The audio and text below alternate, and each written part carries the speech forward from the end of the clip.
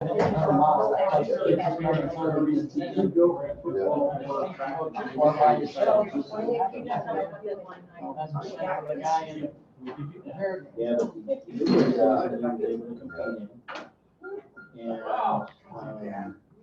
what did I do with my day?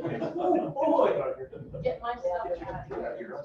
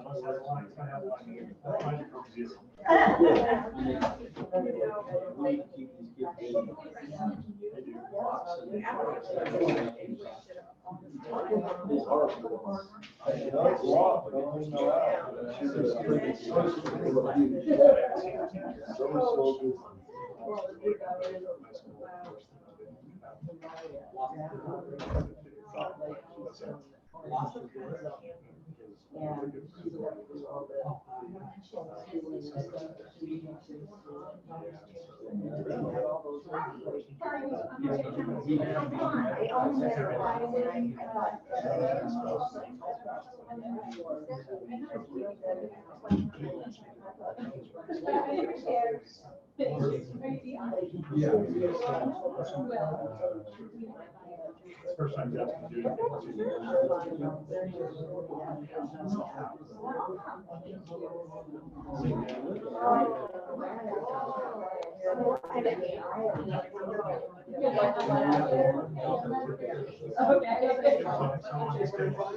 Yep.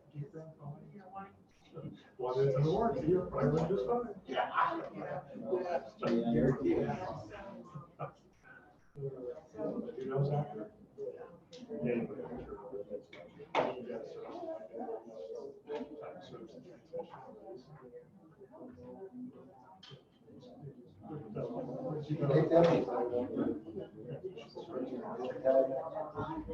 Turn your name tag around and look at it. Yeah, we're just waiting to see what he knows.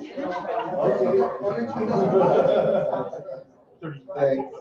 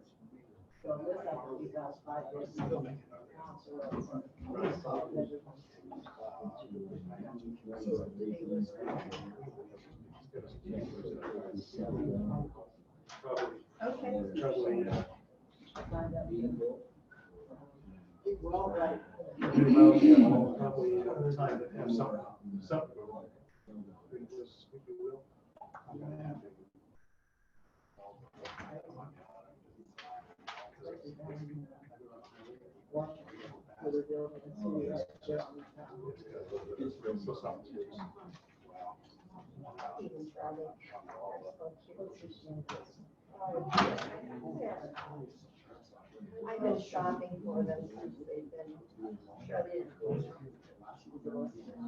They're Monday. I called, I was leaving Walmart and that, I know, they finally wanted to sell. And Charlie said, well, I did, you should shop in my. I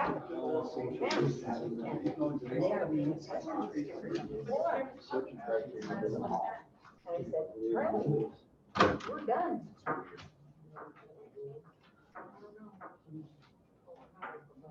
I see you cut your hair all off, baby. Take one more person. Want to switch back, Mike? How many people? Oh, okay, you did signs. Oh, you can leave them out. You can, his legs aren't as good as yours. I can see Well, I thought you were talking about my beard, my shave. You know? The social distancing, I had a pretty good beard going for a while there. Same difference, I just wanted to let you know, she sure doesn't look good, she does. I would agree, she looks a lot prettier.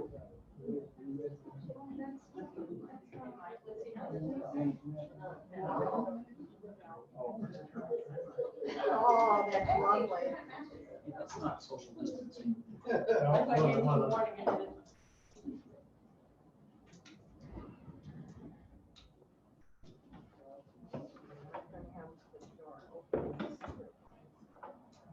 Want some help in? That would be great.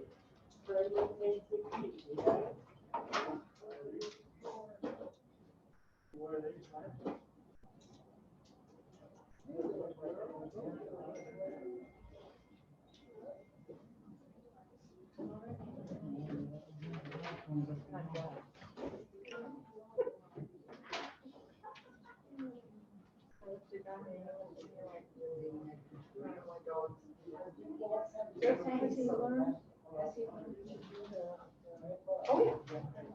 You learn right away, so I don't know if he had it where he lived. But he knew. And even when Lee came home last night, I said, you gotta reel that thing in. Thanks, so Rich. It doesn't shock him. So Appreciate he it. cleaned his yard.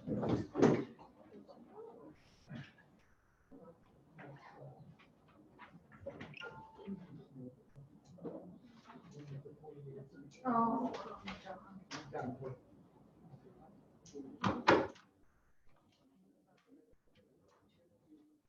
Yeah.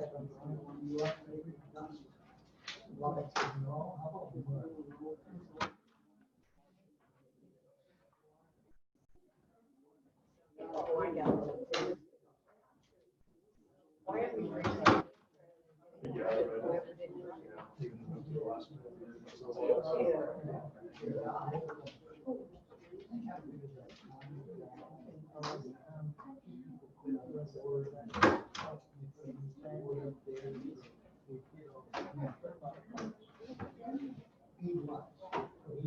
Yeah. Of course not. Debbie, you guys already have packets, is that right? Yes.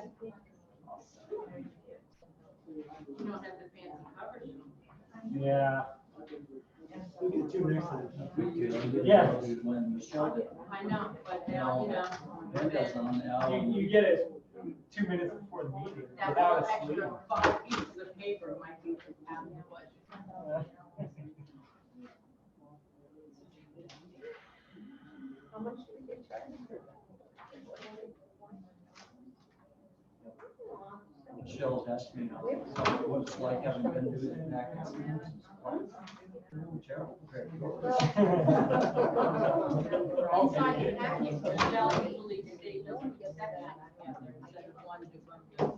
But that's okay. Well, she's a perfectionist. Wait, what do I staple together? No, Michelle Each usually section. staples each like topic. That's what I'm doing right now. No, no, I no, gotta no. wait my teeth. Hey, Michelle gave that to you. I don't That's know. not me. Order, find a- That's what I get for early. Yeah, when you ask for it on Tuesday, that's what you get.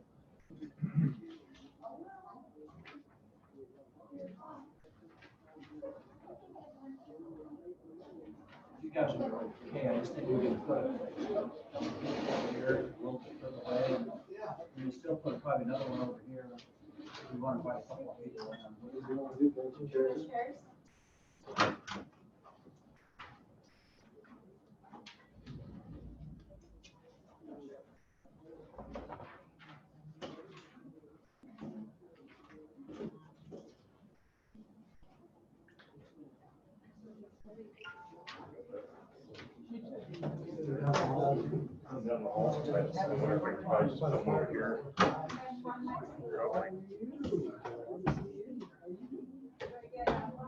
Just so you know why.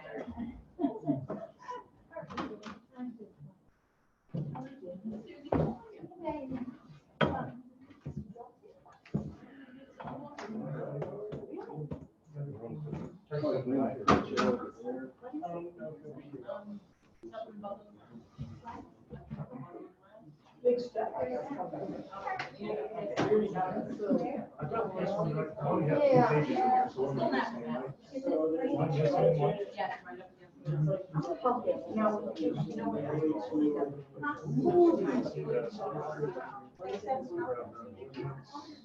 Right. And, but I didn't see the budget in there, so. Great. Chris, how are you? So did you have all these? Yeah, I got everything. You got everything? Okay. So let's run that there. Yeah. Where did you get the paper? Where'd you get the paper? No, No, they don't have it. I got that one here. So we're gonna call this meeting to order. This is the town council meeting in the town of Apple Valley, Wednesday, June 3rd, 2020. And first item on the agenda is pledge of allegiance. Get all rise for pledge of allegiance. Pledge allegiance to the flag of the United States of America and to the republic for which it stands, one nation, under God, indivisible, with liberty and justice for all.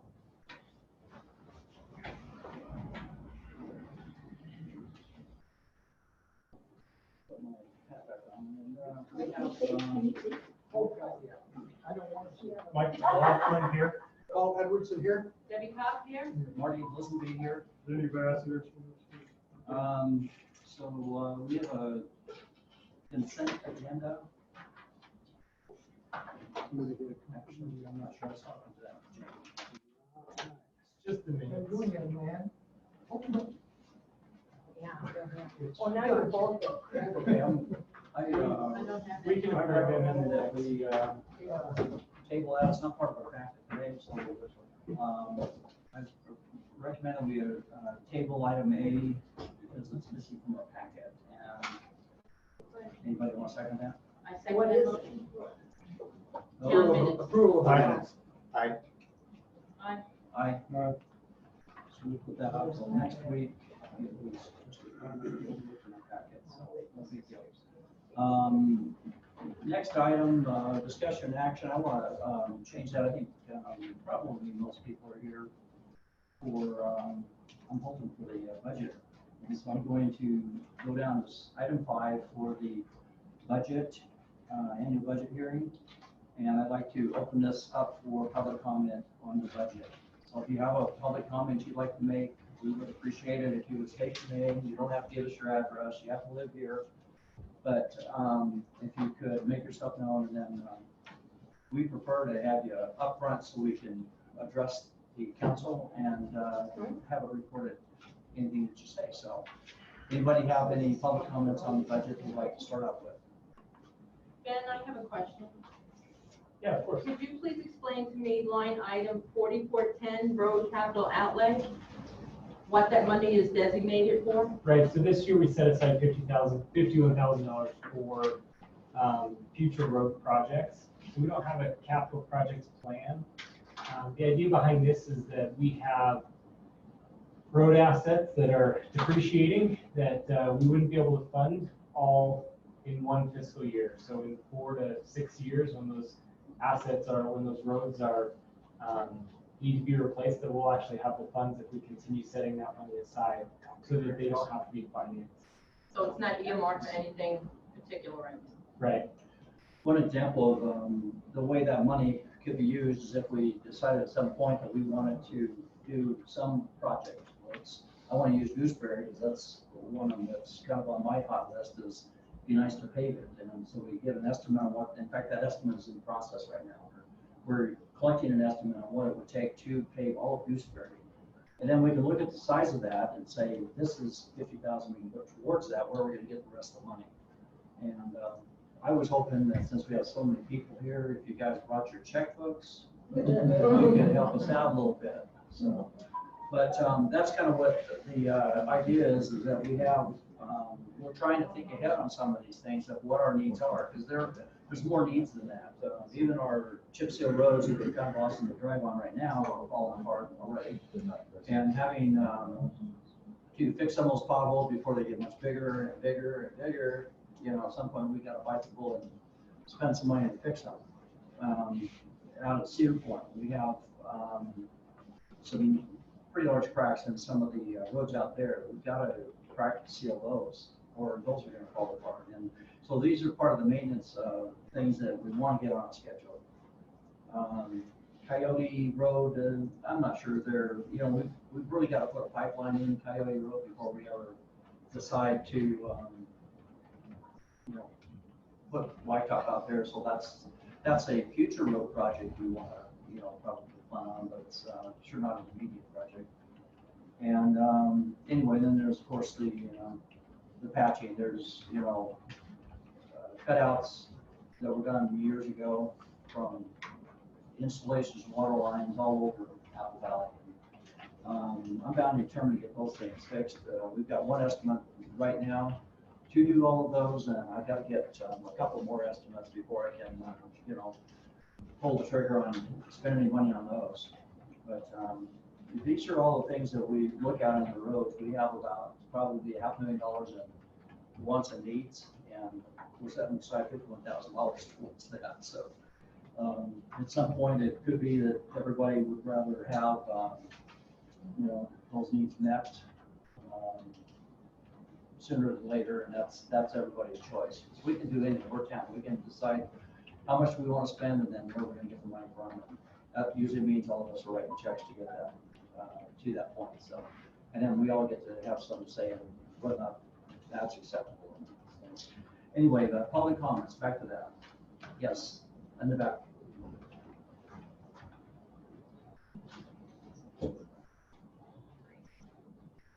I think most of you know me, John Hay.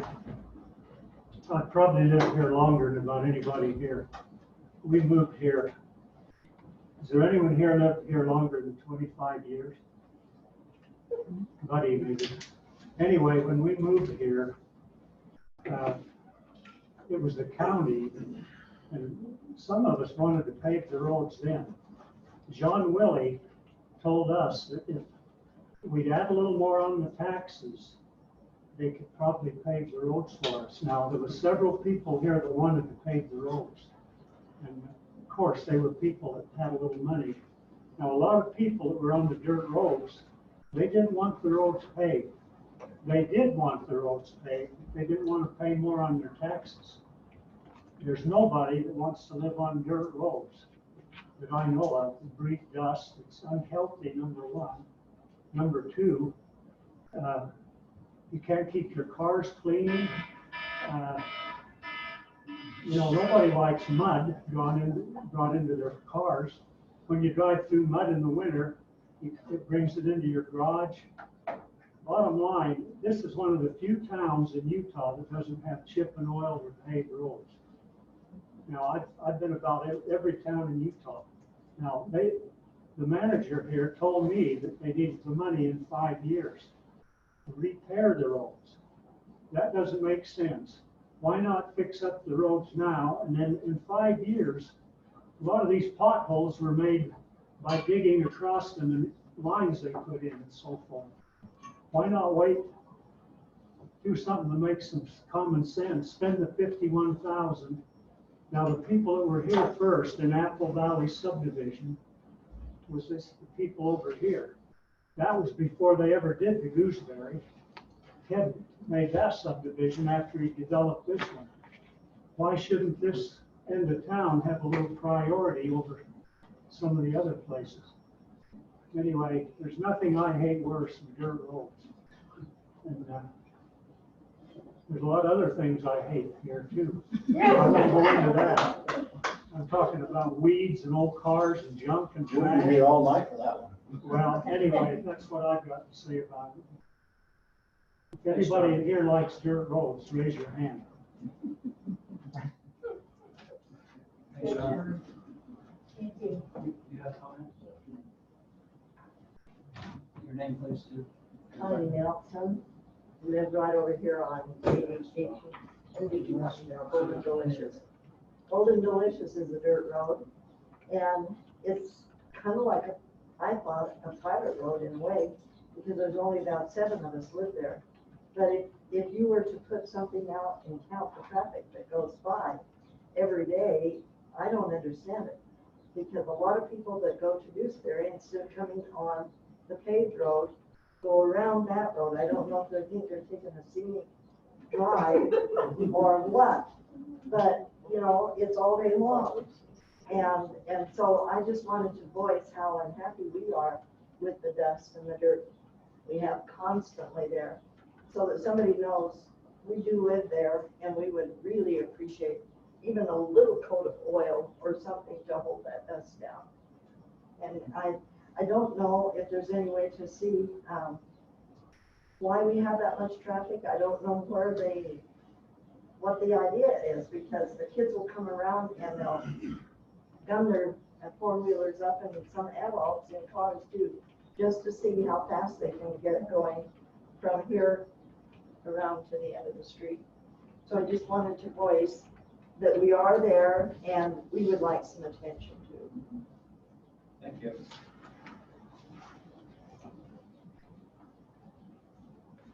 My name is Price Nelson. I also live on that street, and I have a solution to cut down 90% of the traffic. Let's build a fence across the end and make it a dead end. Just put a sign up that way, you're gonna direct people away from that sign. Signs don't work. Signs don't work. I miss it because I don't know where I live. Anybody else? Margie? Margaret Osowski. Gotta go. Yeah. Go on. Obey the rules. Yes, Robin. Margaret Osowski, 1024 Westwood Canyon. I want to know how you, on the money for the roads, how are you going to divide it? I mean, how much is going for the chip and seal? How much is going for the sealing over in Cedar Point? And how much are the dirt roads getting? Well, that was. Next one. More minutes. Oh, do we? Yeah, I'll take your. Okay. Well, how much? He didn't answer. It's coming. It's come. Oh, I get 10? Did they answer any? Even I can't help that. They'll leave with disagree. Allison Capkey. I hate dirt roads. We lived out here, we had base on the roads. Once they put the water through, it was gone. You don't have just the dust, which is unreal. People who are allergic to dust, asthma, whatever, it's not a good situation. But the worst of it is, and maybe Junior can address this. I've gone in the ambulance twice down here on a rainy night. And it was like a bad ride at the state fair. You just slide all over, and then you come to the corner and you slide right, and pretty soon the EMTs are going to need EMTs. And I believe there has to be a certain protection on that road for emergency vehicles. I think there's a law about that. I don't know, but that's something to check into. As far as taxes, I've heard people go, well, our taxes went up so much in Apple Valley. I guess no one takes the ruler and looks across because they hardly went up at all. What went up for your school taxes? And some people get upset over that because they don't even have children in school, but that's a whole other ballgame. So I think we have to look at the amount of money needed, what people are willing or able to put in their taxes for it, and see what's left that we have to do a donation for. Something. I mean, we can't keep just talking about this forever. We just actually need to do something. Thank you. Is the grant out there? What? Is there a grant out there? Well, there was supposedly a grant for the fund. And that was like,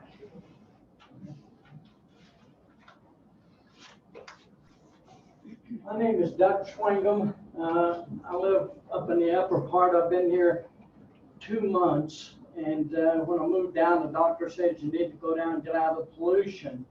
Well, I tell you what, this place is worse than Salt Lake ever thought of being. You can't breathe, you clean your house, the next night it's dusty, you go outside, you can't breathe. And when I moved here first to buy, of course, the people that realtor says, you know, there's money there, they're gonna pave the road in this length of time. So I thought, well, that's okay, I can put up with it, but the longer I'm here, the more I hear they're not gonna do it, this many people don't like it, this many people likes it. You know, we gotta bite the bullet here, people, and decide what we're gonna do. I lived in a place up north, wasn't as nice as I'm in now, and I was paying like $3,500 a year for taxes. No, I didn't like that, but at least I had paved roads, good water. You're gonna pay for the utilities and stuff that you're gonna use. If you don't wanna pay for that, we're in the wrong neighborhood. I begin to think now if the roads are never gonna pave, I don't, you know, you go look at my yard, it's pretty, but it's brown. It's not. Trees aren't green, they're brown. Everything is covered in dust. And so we need to look at this and do something about it, because there's the potholes. Yeah, there's a lot of potholes driving around, but like the other guy says, leave those for a while. There's one that's been up here ever since I moved here. Don't pay somebody to fix that. Go to Walmart, buy some blacktop, you buy bags, put a bag of blacktop in there. That'll take care of that for the next couple of months or whatever. We don't have to hire somebody for $10,000 to come in and put that blacktop in. There's a simple way to fix the ones that are really bad. I noticed there's a couple I thought I was gonna lose the front end of my Jeep on, but they can be fixed, but they can also be fixed with temporary blacktop that you can buy in Walmart in bags. So we really need to take a look, and I'm finding out from listening to people, I almost feel like I moved in a community that has this pulling against each other instead of working together. These people want this, well, I don't want this, I lived there 26 years, why do I want a paved road? That's progress, people, I'm sorry, 26 years ago, they didn't have blacktop. But not here. But anyhow, we need to really look at this, get behind these people, tell them where we want the money to go. It's kind of up to them, but we have the rights to tell them where to put this money. They may not listen to us. Well, when time comes, you boost them people out. You get the people in there that's going to help and do whatever. It's got to be done. These roads are terrible, and I'll watch them bring a water truck around and water, and that's great. That helps me for about 2 hours. After 2 hours, it's the way it was. You're wasting people's time, you're wasting the city's money, you're wasting, all that money could be put towards blacktop. But the water truck helps, don't get me wrong, don't stop it. But it's just, you're gonna do this for the next 10 years, you could gain enough money to help do stuff. So, you know, everybody's here because of roads, I'm sure. But something's got to be done, because these older people, and I'm one of them now, you can't breathe this stuff. It's bad on your health. And I didn't realize when I bought here, I thought, well, I can drive this road for a little while. Well, it happened to rain or two a day before we came to look at the problem. It was nice. After we moved here, you can't even see yourself or pass the car that's going by and telling what it is. So we really need to work with these guys and try to get these roads done. A little tax raising, not gonna hurt anybody. I'm on a fixed income, but I can give a whole lot to get the roads fixed. Well, not a whole lot, don't give me a whole lot. I give you some, and they need to be fixed, people. Thank you. Hey, thanks for your comment. Get too far down the rabbit hole on this. I want to comment on a few of these comments, and then we'll ask for more comments. So I hate to go too far and not answer a couple of questions. Margaret, you asked about how much is going to be allocated. None of that's been decided on anything, other than we recognize that we have needs. And so let's try to earmark and set aside some money, and then in other meetings or other at another time, we would decide where can that money be best spent. And but we have nothing in mind. I think Ben put a note on there that said chip and seal, but that was Ben that put that down. And our conversation has been in the past that we need to set something aside because we had this laundry list that I gave him. And the only thing that got put onto that was chip and seal, but obviously, I think it'd be crazy to go over this chip and seal we already have and not add some roads someplace else first. And so that would be my first choice. And Well, the chip and seal this down does keep the dust down. it does, and that's why, even though they have some potholes and a few things like that, like he said, we can patch a few of those things for a whole lot less money. And so going over chip and seal roads with another layer of chip and seal at this point is ridiculous. We likely wouldn't spend 5 cents doing that. We would rather divert funding to roads that are, like you say, that are people that are eating the dust. And and my house was on the dirt road as well. And I know just what you're talking about. It was once a month to change the filters in the house. And they were filthy. And it's a big difference when you're on a chip and seal road compared to not. And back to John Pay, that's the Mount Zion Drive past that corner of Mount Zion Circle. Those two legs have the same kind of problem. And, so there's a lot of areas that need some love and attention. And we have the ability as a community to decide where to spend this money, how to. And if everybody wants them bad enough, we can add up the price tag and say, here's what it's going to cost. How bad do you guys want it? And here's what it's going to take in order to do that. And we can have this whole place paved and,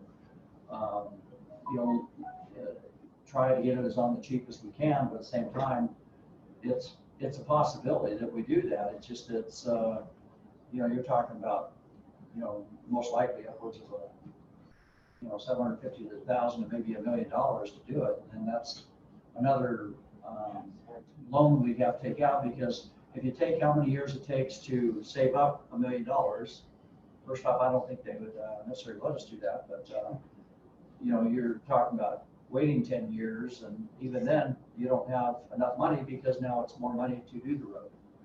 And in municipalities, each of us might have a way of doing our personal budgets, and that's, save up the money, go buy your car, pay cash for it. In a municipality, they always borrow the money, and that's because today is cheaper than ever to do what you need to, and then you're letting future generations help pay for that. In the case of a road, it's a little bit tougher to borrow that. You're talking about a 10, maybe 15 years at the maximum loan when you calculate what that loan payment is. That gets that payment up a little bit. And we also don't, it's not eligible for like a CIB grant. You can't go in and get half and half. Like some of the different components that happen, roads is just not one of them that they'll do. They'll buy pipes in the ground. They'll do, some piece of equipment or something we need to buy. But, roadways are not one of them where they'll grant us part of that money.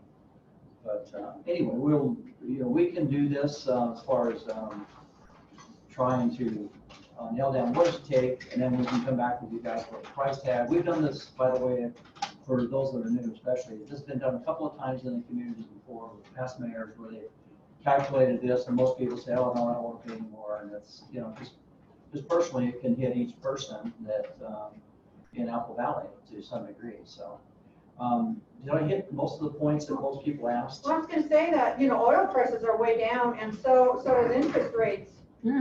Both, and both are absolutely spot on. It could be that this is the perfect juncture where we do this, and we can decide. I have no problem with it. I would rather have the paved roads, because I live on one. Had to write a check to get it, but it's nice having it.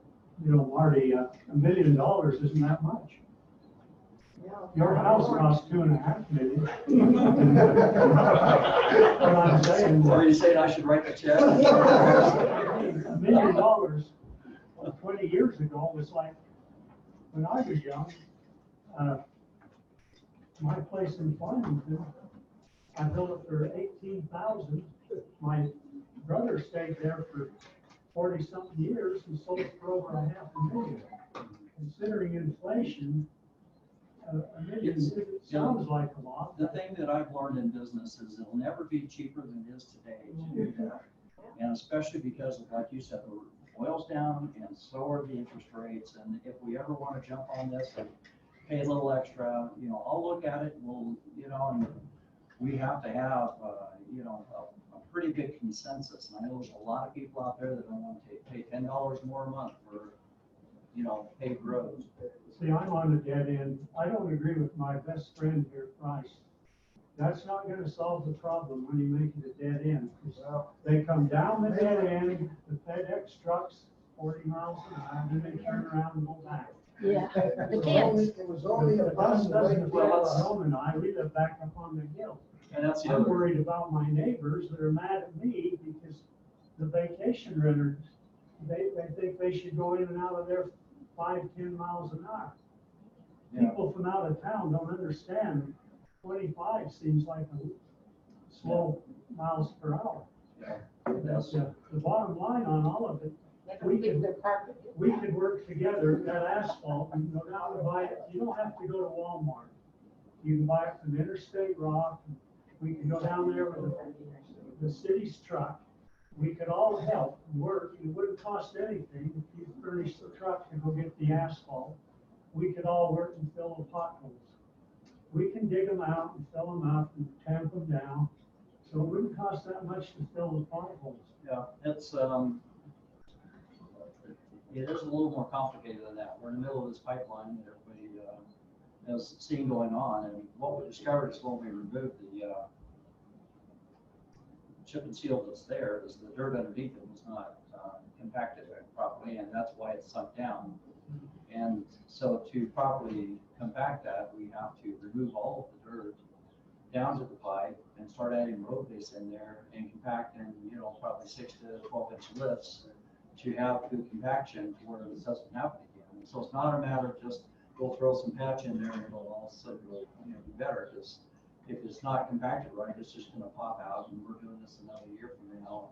So we want to, like you say, spending money wisely sometimes means let's spend a little bit more and do it the right way as opposed to the crummy way. And we might take a couple of these and we do it the crummy way and just throw some patch in there because they're smaller. But we're intentionally doing that in places to save the money because we want to do it right in these other key parts where we have, a pipeline that is completely compressed. And so, we're trying to, I look for nickels every time I go out to my car in the parking lot because we might need it, and we run our budget that way and try not to waste money. And we've got some money left over in our budget from last year, and that money can go towards helping patch some of these roads. And we were just talking about with the road committee as well that we need to identify and probably put out an RFP on these road patches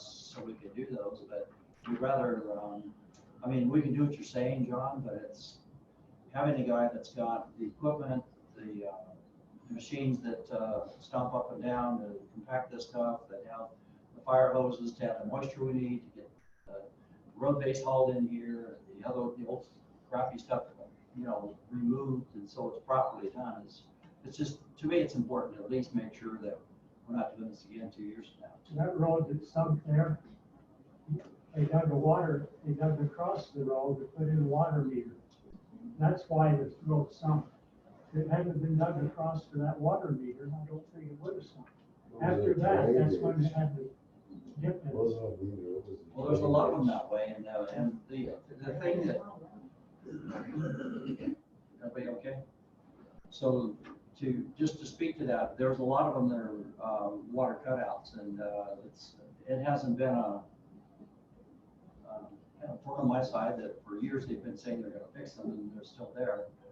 But what we have done is on the water district side is we have changed the policy on that completely, where we're not any longer doing those cutouts. The contractor that's building that house is responsible for the cutout and responsible for the patch after the connection's made. So they're responsible to cut it, they're responsible to dig it, they're responsible to backfill it, compact it, and put blacktop in it. And so it takes it off the back, so we're not going to have any more road base free. And I think it's important, that's the first step. why do we have all these cutouts and why aren't they fixed?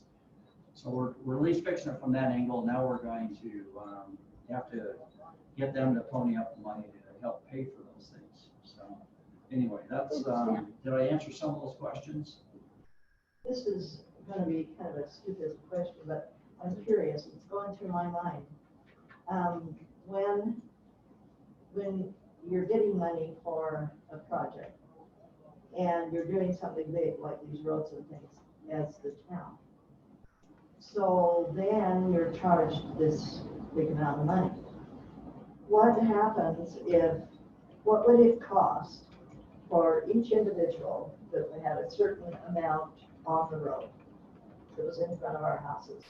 Would it be cheaper if somehow we worked that, I don't know, do you understand what I'm saying? If it was like individuals, how much would it, just to compare it, how much would it cost Price and I to, on our property line, to chip seal our area?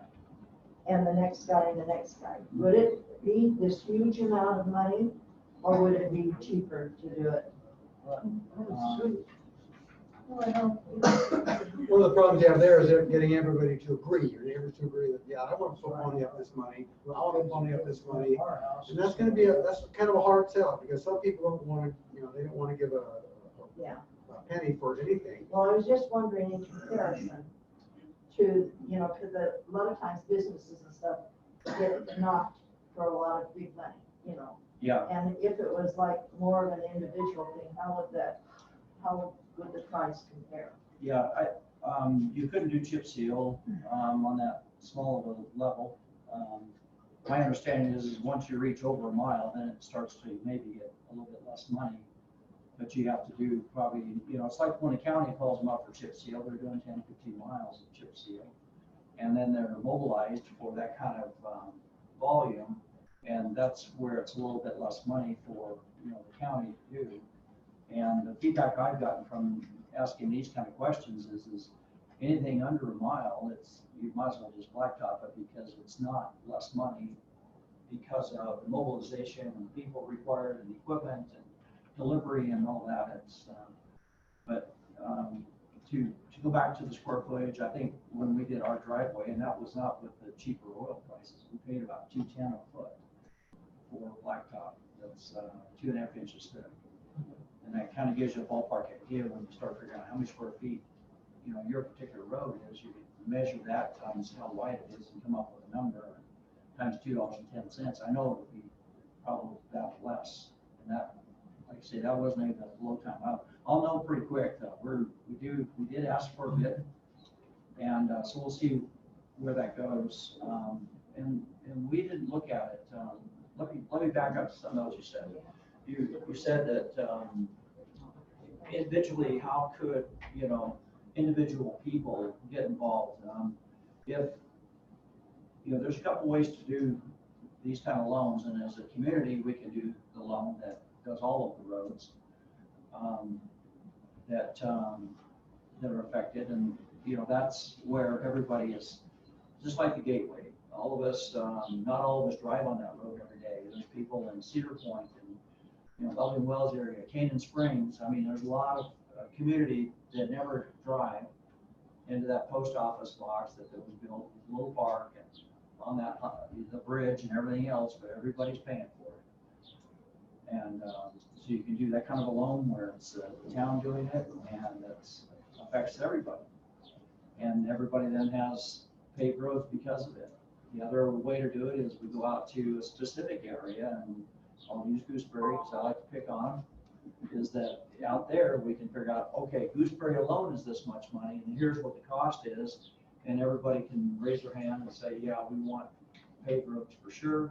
How much is that per year, per person, based on the lot sizes and who has more lots than someone else, that kind of thing. And we can come up with a number and say, here's how much it is to pay for those dirt roads, or excuse me, get those things paid. And so that's a possibility where they call it a special assessment area.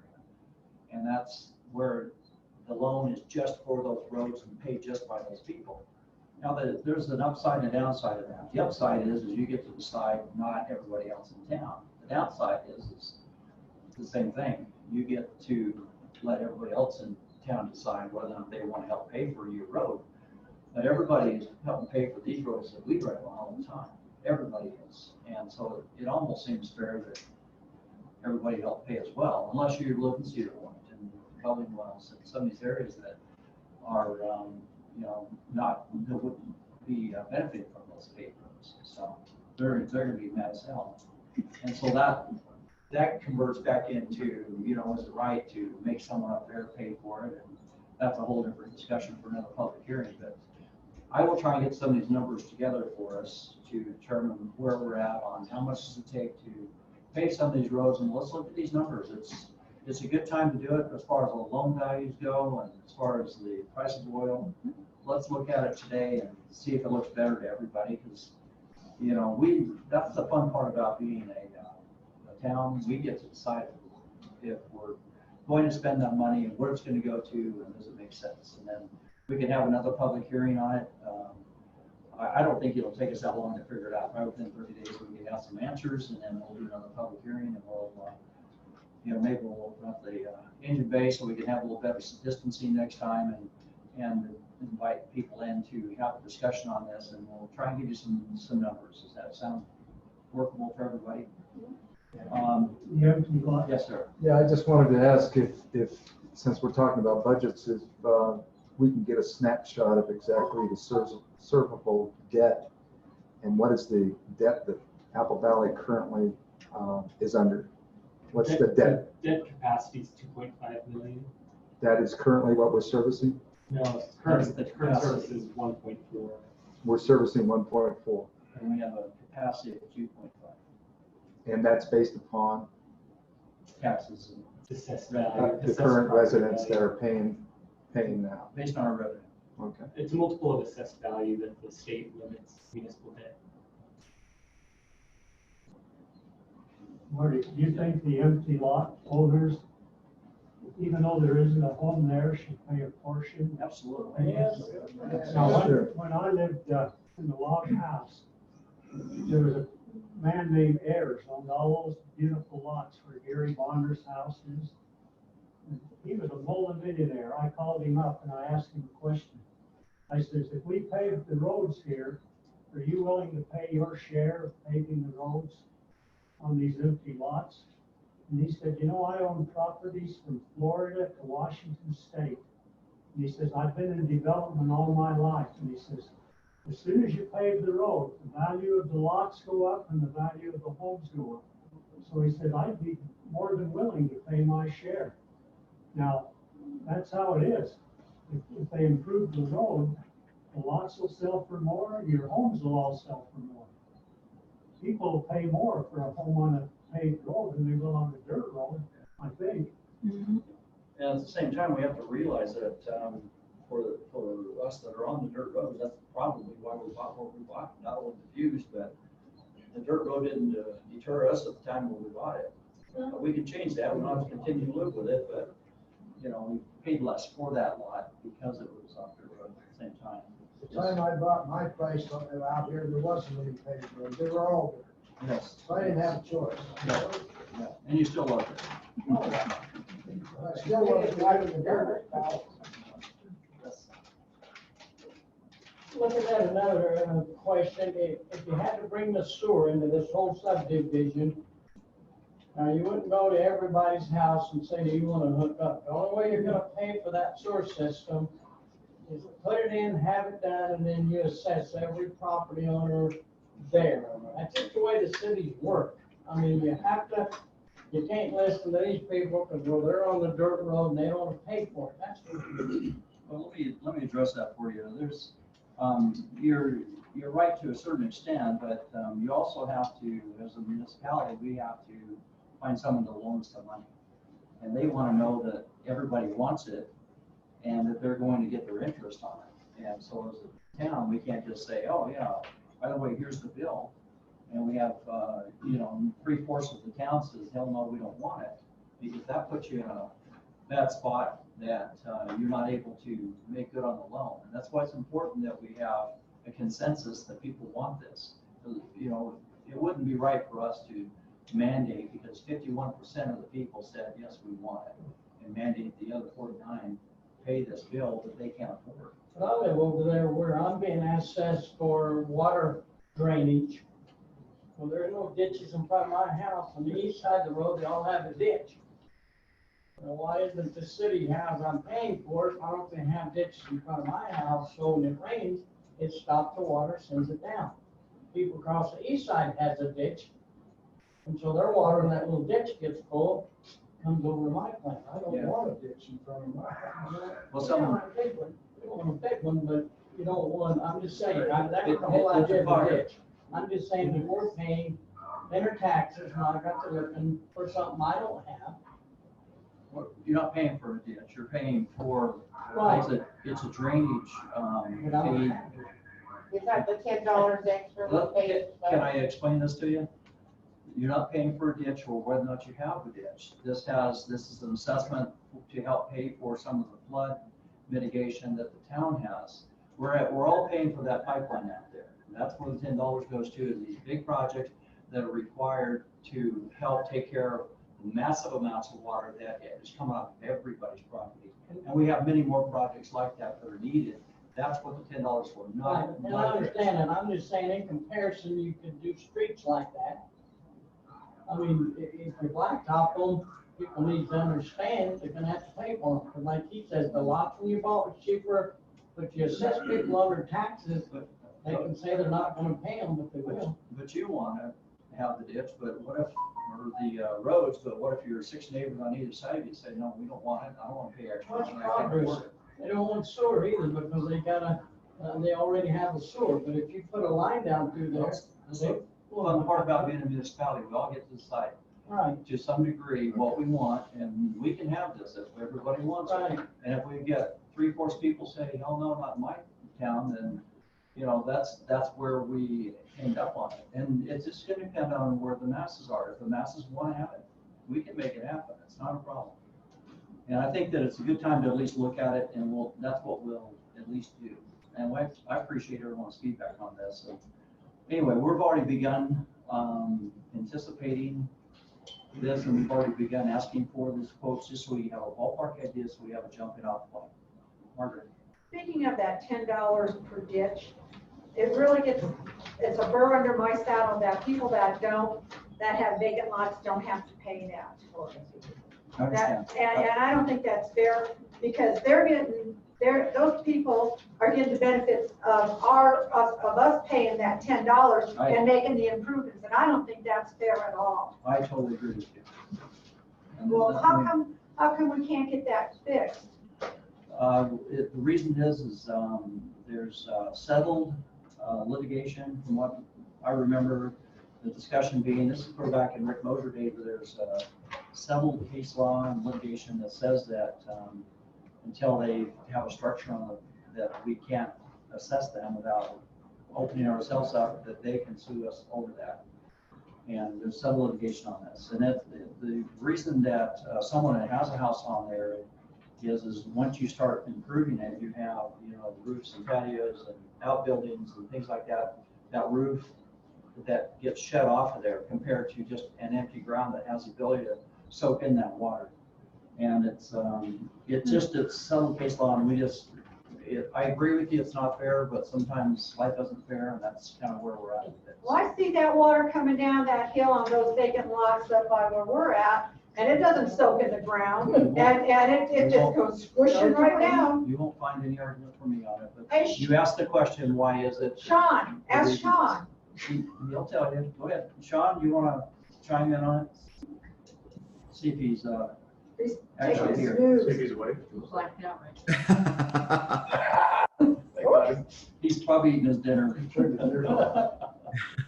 Anyway, No, no one provided dinner for me. So, Here. anyway, did you hear the question? no, can you repeat the question that Margaret asked? It has to do with the empty lots, why they don't get assessed the $10 fee for the storm drain fund. So empty lots in the past, they have They haven't paid anything, and my understanding was there's some litigation that says that we can't charge that unless they have a house or some building on it. The storm water drainage fee is based on the impervious surface that you would have on your property.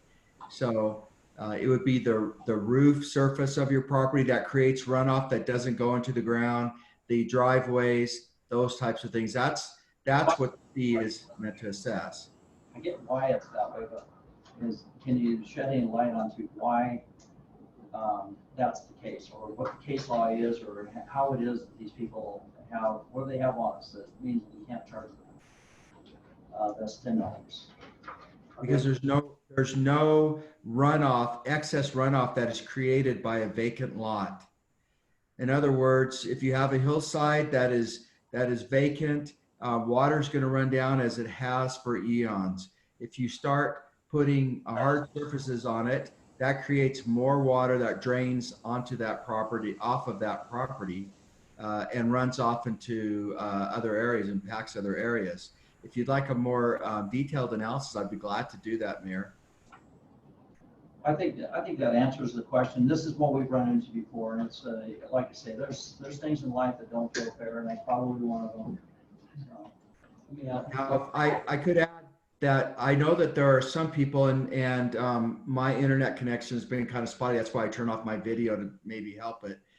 But I know there are some people that say that there's runoff from vacant property that doesn't soak into the ground, right?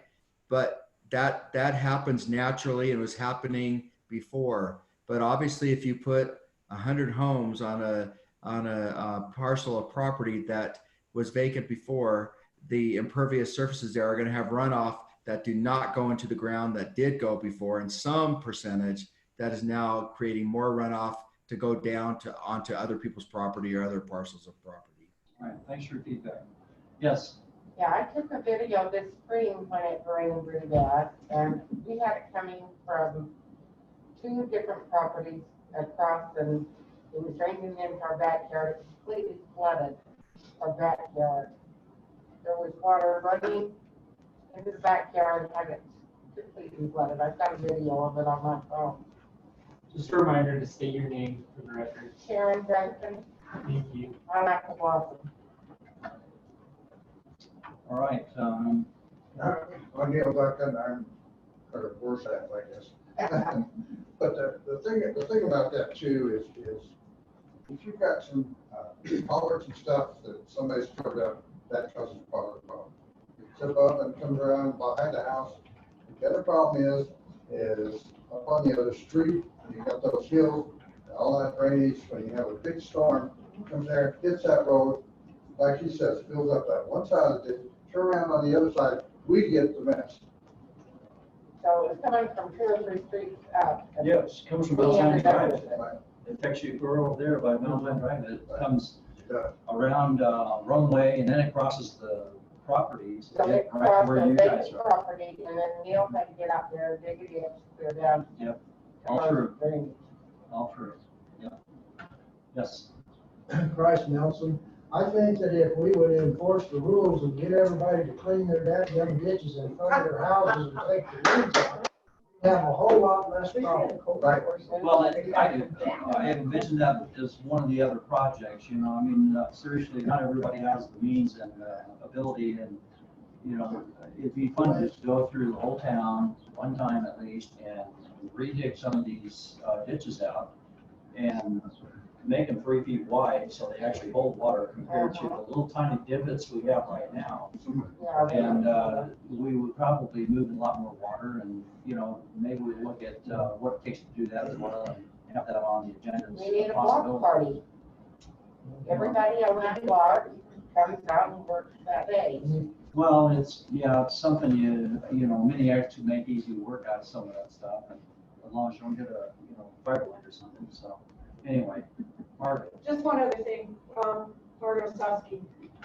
You know, we dug our ditches, but the road is so, the dirt just comes down into that ditch, and And where we had like a little walkway, and there used to be like about 2 feet to walk over, you know, this little rock to get onto the road. Well, it's like we got about half a foot now. Yeah.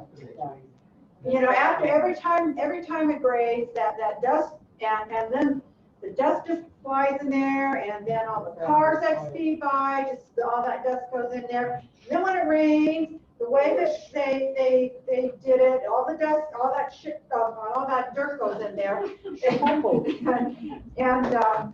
And it's, you know, we paid a lot of money to have those ditches cleaned out, and I pull those darn weeds all the time, and there's so many people that don't. So, that's it. Thank you. I think I'll just say something real fast. You know, I'm probably the only mayor in southern Utah that got to ride, you know, side by side to a meeting tonight. You know, there's some awesome parts of living in Apple Valley, and it's being able to do that kind of stuff. And you know, some of the things that we're talking about right now, where every time it rains, it fills up the ditches. It's part of living here, unfortunately, and to some degree, and we all have to take some responsibility for our little part of that. And it's, even when we're all done and we pave roads, it's not going to be over. You're going to have mud down on the road, and it's going to, you know, it's a constant battle. You know, we could have a sewer system, and then we would have the mud in the sewer system instead of a ditch that's easier to clean out. I mean, there's a lot of stuff that's happening. So, all right. Yes. Allison Kaki, can I ask who is the company who's doing this survey for us? Oh, it's not a survey. We know, asked, I don't recall, Sunrock or Interstate, I can't remember, one of those companies that does the blacktop, I think it's Sunrock. And they were just going to give us an estimate, for example, a starting point of Gooseberry. And the reason we picked that is it gives us a jumping off point on, they'll have the measurement right down to how many miles of road, how much the cost is. And then from there, we would have a template to be able to say, based on that, we can figure out how many more miles of road would make sense. So. Then there was a boys from Idaho that recycled asphalt. I paid $3,000 for that, and it was basically nothing road based. You did the same thing, right? Yeah. Remember, you had to have asphalt over it? Yep. That would be a good base for the asphalt, so I'm not hurt by that. All right. If there's no more burning questions, I'd like to close public comments. Do we want to open it up to Zoom, any Zoom participants? Yes, any Zoom participants? Yeah, let's do that real quick. We have one phone caller ending 0472. I'm going to temporarily unmute just to see if they have any comments. That's my line. I doubt she's on. I'm surprised she called in. Okay, I remuted. Take care of the baby, so. Mrs. wasn't me. Anyway, she hasn't sent me a text, so. Kate, she was sitting there for most of the time. How about Jerry? You guys have any comments, Jerry or Wen? Okay, we're good.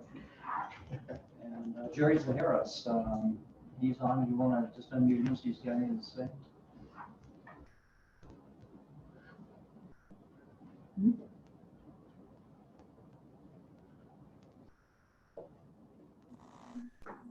Jerry, do you have anything you want to say? Hello. Okay, anything else? We're having a public comment. Did you have anything you want to say? About the fireworks that went off last night? No, let's just talk about budget and roads. So, anyway, this is stuff we've been talking about. He can't hear what you're saying, so. Okay. Can you hear me okay? I can hear you, yes. We just wanted to know if you had any public comments on the roads or the budget. No, I'm just worried about our place not catching on fire. Beyond that, I'm fine. All right, well, we're on that. That's a whole different subject. So let's go ahead and mute that one back up. And then I was Kate was there, but she's not there now. Did we catch everybody? Yep. All right, well, let's move on. We're going to go ahead and close public comment. I want to say that I appreciate everybody's comment. We will investigate this and we'll have another meeting on it. Everybody will have input on it, and you know, I have no idea if we'll have a consensus. It looks like Kate's back. Kate, did you have any public comments you wanted to make before we close public comment? You want to hang on a second, we'll unmute you. 1 second. All right, there we go. You're unmuted now. Yes, I didn't know if this is the appropriate time, but I wanted to make a comment about the fireworks or just maybe preparing for the 4th of July. Not the appropriate time, but Okay. we'll, in public comments, we can talk about that a little bit more, but I'm on it though, Kate. Okay, I know. asked the Sheriff's Department to come out on the 4th and the 24th to police our area. Oh, that's awesome. So anyway, so let's go ahead and public comment then, and let's move on with our agenda, which is discussion and possible action of the fiscal year 2021 annual budget. If you guys are okay, I'd like to move that we table this approval so we have time for more public to write us emails, call us, or anything else. We don't have to pass this until the next meeting to be legal with the state. And I give this to anyone else that wants to reach out to anybody for further information, comment, or feedback, or desires, or questions about the budget. Gives you guys time to react before we do that. So I move that we table this to our next meeting. And vote. Aye. Aye. Aye. And motion carries. And so the budget's done. If anybody wants to leave, because that's what you're here for, help so. Help improve our social distancing. And I'm going to go back up to item number 1, which is class of 2020 COVID proclamation. A proclamation was determined by in one of our mayor's meetings that we feel bad for the high school students that are graduating and have no graduation ceremonies. They did these graduation ceremonies, you know, they literally scheduled people all day long to come in at, 12:43 for your graduation, and they stood in front of the letter, got their diploma, took a picture, and they had to hop back in their car and leave. That was most of the high school's graduations. They were very creative in the way they did it, as far as the school district did, and the mayor's felt bad that.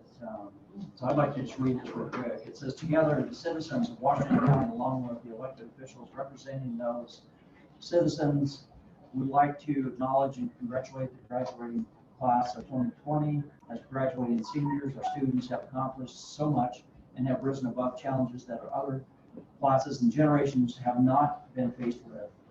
Along with the usual pressures of high school, including grades, college applications, career decisions, ever increase in social media pressures, etc., these seniors have now had to deal with a global pandemic. Graduating high school is not only a big achievement, but it is also a rite of passage into adulthood. Although school leaders were faced with uncertainty and constantly changing restrictions, each high school went above and beyond to make graduation or event to be remembered. The school virtual ceremonies, which include music and school highlights and graduation videos, and provided video and filming opportunities for graduates walking across the stage in their caps and gowns. Our schools provided a positive graduation experience that some seniors expressed was more special and personalized than it would have been otherwise. It is in this unprecedented time in history, our 2020 graduating seniors in Washington County have a unique opportunity. Adversity is always met with opportunity for growth. Our seniors have already have the tools they need to succeed and to meet and rise above these many challenges. They have proven that they will do this through their resilience. We are proud of the class of 2020, and we are confident that this year's graduates will have a oversized positive impact in our community, nation. And the document, it has each of the mayors listed down below. We've all gone into the county and signed that. I just would recommend that we approve this proclamation on behalf of the town of Apple Valley, that we can congratulate our seniors. You have a second? Second. And vote? Aye. Aye. Aye. Aye. Any questions? And Item number 2, discussion of possible action on off-road vehicles within town of Apple Valley. As some of you know, we have, yes, did you have something? Well, I just gotta go ahead. Oh, I was on this ordinance, so what has transpired is we've hired the county through an MOU to help us with enforcement for traffic, and one of the things that once they got familiar with our code and going through our code, is that there is no off-road vehicle ordinance. I've heard from some that they thought they passed one, but it escapes us to be able to find it. And so I searched high and low for an ordinance that would seem to work for Apple Valley, and I've put that together in this format. This particular ordinance is not a land use ordinance. It does not require a public hearing to pass. It's a municipal ordinance. It goes under the municipal category in our town ordinances. But basically what they told me is that operating a off-road vehicle like a four-wheeler side-by-side is against the state law. And then he adds to it, unless the municipality passes an ordinance that says that it's okay. And so what this ordinance basically says is that it is okay to drive an off-road vehicle on any of our town roads. And then it gives some certain policies in place that, you know, they need to have adult supervision under a certain age. They have to have helmets, and you know, so at least when this is passed and we have some violators out there, they'll have an ordinance to refer to as far as any citations go for the sheriff's office. And so, you guys have any questions on it, Mike? I do. On number, on F, it talks about speed limit. Now, we're 25 throughout the whole town, so the 20 mile an hour part doesn't make sense to me. When I lived in Hurricane, we had the OHV law on certain roads. So there's certain roads in Hurricane that you can drive your OHV on. And I know you have to obey the posted speed limit. This is like any of the other things that are in here, have to follow state safety procedures as far as helmet and licensing and everything else. So speed limit, I think we're having a hard time enforcing 3 miles an hour. So let's just change that to posted speed limit. It's both posted speed limit. And still keep the maximum of 45. Does that work okay? That's fine. Yeah. 'Cause I think once you get over that, it gets a little hairy. It does. Yep. So I'm going to scratch through 20 miles an hour, and I'm going to replace that with posted speed limit. Town shall be the posted speed limit. That's all I have on there. Paul, how about you? Yeah, that's fine. So now if it's a, say, dirt road area and there are kids, multiple kids on a one-seater, who should the resident report to? Should they call code enforcement or do they call the sheriff now that we have the sheriff? You can call the sheriff. It's a, you know, it's an offense that they can, if you have speeders out there on your dirt road, you can call the sheriff and report. And it's when, I should have Rich Lasowski, you want to take a minute and talk about that? You have a conversation with them about speeders in general. Yeah, on the HOV, on the ATVs. Yeah, even cars though. Yeah, what the sheriff told me was, Lieutenant Block, I guess his name, when he was out here, I asked him about what a code enforcer should do to fulfill the laws according to what he wants. And he says for me to document it, get the license plate number. Of course, with an ATV, you can't do that, but he says, if you know where the ATV went and you get an idea, you get a description of the rider. If there's one rider, two riders, or three riders I've seen. If they got helmets, write down what they look like, write down the time, and if they were speeding and hot rodding and tearing up the dirt. I've actually took pictures now, a good picture taker, that's what I like, and of their tracks. In one instant, we did have a problem out here a while back where the kid kept tearing up the roads. The sheriff came out here, pulled the kid over, he got 4 tickets, and that's a pretty serious offense. So he said, if you document everything, as far as your radar gun, that has to be certified.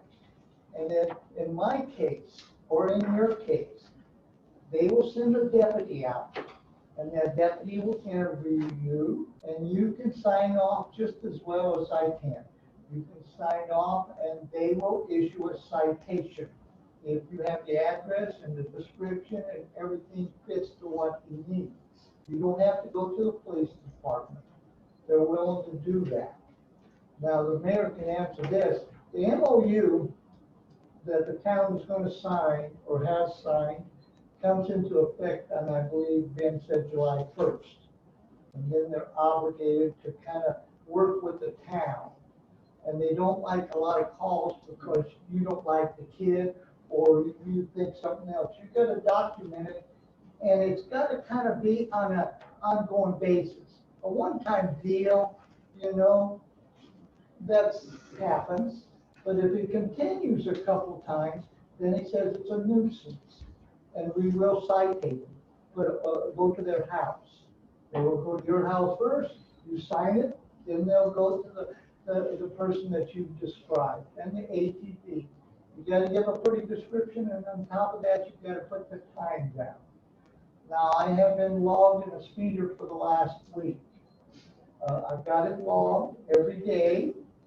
The gnats have interfered with me, so I'm not able to get a picture of them running a stop sign. And that's what I brought up. Right. So the ATVs and the cars, they will take care of it. Thanks, Rich. And they are responding now to calls. They're not, we don't have to wait till July 1. They are responding now, even though we don't have to start paying them until July 1. Mike? I just wonder, would it be, once we implement this, would it be good to put up some signs that say OHVs need to obey the posted speed limit through the town? Yeah. The other, just so people understand that. Yeah, sounds good. If I get the council to look at this real quick, on the second line, it says, off-highway vehicles operated within the town shall, and I'm starting to scratch off from the word B. Which number? Whole other sentence down to the last sentence, it says, and then there's the B again, B the lesser of, the posted speed limit or 45 miles per hour. That cleans it up where it's just, it's the posted speed limit or 45. And so that from that second line where it says B 20 miles an hour, we're going to scratch it off all the way down to the lesser of the posted speed limit of 45. And that cleans that up. I like that part of the record, because that's how it's going to work to everybody. Not have to keep this down for another meeting if possible. Are there any other issues? Do you have any issues on it? You say one thing here too, it says if the speed limit for the street legal registered off highway. Now, that 80% or more of the vehicles in this town, the four-wheelers or side-by-sides are not legally registered. They're just off-road. What that description was doing originally, it said that if you have a registered vehicle, now registered does not mean licensed vehicle. It means registered. In other words, it has that little square tag on it for, I'm not sure who issues them, to be honest with you. But anyway, the registration tag, they all have to have a registration tag on it. And it was trying to say that those are limited to 20 miles an hour. Now, if it's a street legal, meaning it has a horn and lights and it has the kid and it has a license plate on it, that could go to the regular speed limit. That's what this was saying before we are making this change. And by making this change, we're saying that all of them can go to 25 miles an hour. I think it's reasonable. It's not like we have a bunch of high-speed discs. Everything's pretty much 25 to 10 on it. So, nobody does it. Yeah. And does that answer your question? Yeah, that one, there's one more on item I, 8 years old. I think that's a little young to have somebody run around. It goes on about supervision there too. Yeah, Because you have time. If you look at it, it's permission to operate and all that stuff. Right, that's the responsibility back on the operator, from what I read in here. Yeah, it's over 18, and this was actually when I was researching what do other communities do. Every one of them said it like this. This was pulled out of Sterling codification. They do the codification for municipalities. There's probably a couple hundred of them just in Utah, and this is the verbiage out of their thing where they have 8 years old line. When I saw it too, I thought, holy cow. And so I went to another town and they had the same thing. Went to another town, they had the same thing. It's like it was Most it of was us- the norm. We have had a couple of kids that are under 8 right in that area that do run around in town by themselves, and they really should have their parent. And they should have a helmet on. They should have someone on, and they should That's- have a guardian with them, but. I think to that end, because we haven't, I mean, the whole time I've lived here, I've probably seen the sheriff drive down the road. I've been here since 2016 in the house. I think I've seen the sheriff maybe 4 times on the road. Twice in front of me. I've seen one time on my roads. I don't see it. Anyway, the point is that if parents who have been allowing their kids to go wherever they want on their side by side, I mean, we really like about that, but now they're gonna be here, was it 6 hours a week? Yeah. 6 hours a week, there's more likelihood that those kids are gonna get stopped and the parents are gonna have to answer for it. So maybe a mailing or something in the water, Yeah, it's a good idea. so that they're aware of it. Yeah, it's a good idea. So it doesn't have outside. Because that's part of the fun part about living here is driving, or we would have your mailbox. And this is what I recommend today, that at some point when we have a real dire problem with,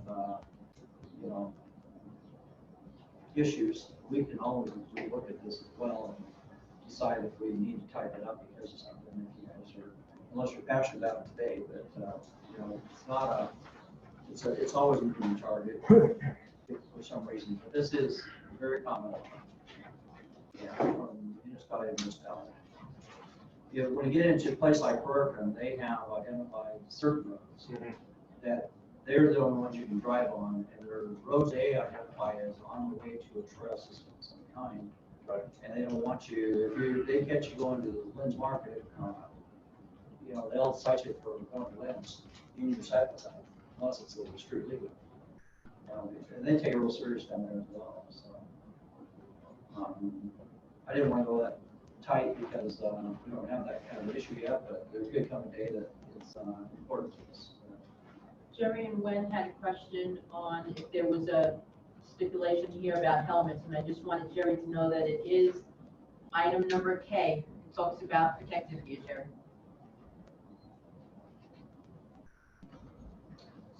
Any other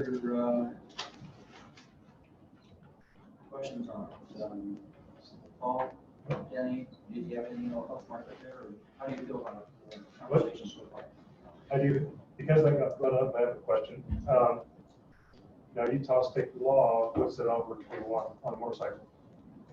Electric motorcycle, if you have an adult on an ATV, doesn't have a head helmet on, are they legally allowed to ride without that helmet by state law? That's a great question. It just says under 18. I didn't mess with this part of the code, I just pulled it out of codification and, Yeah, it does say under 18, so I think that is law on that part, but I think if you're over 21, I think we're 18. I think it's, I think it's 18 and for ATVs. So Yeah. That's what everybody. Well, everybody shit on ATV anyway, but Okay. make sure that doesn't. It's a little get us stricter, wrong. it sounds like, than what the state would be, so. Okay. Any other comments? Good. Denny, how you feel about it? Good. And Paul? Yep. I'm good.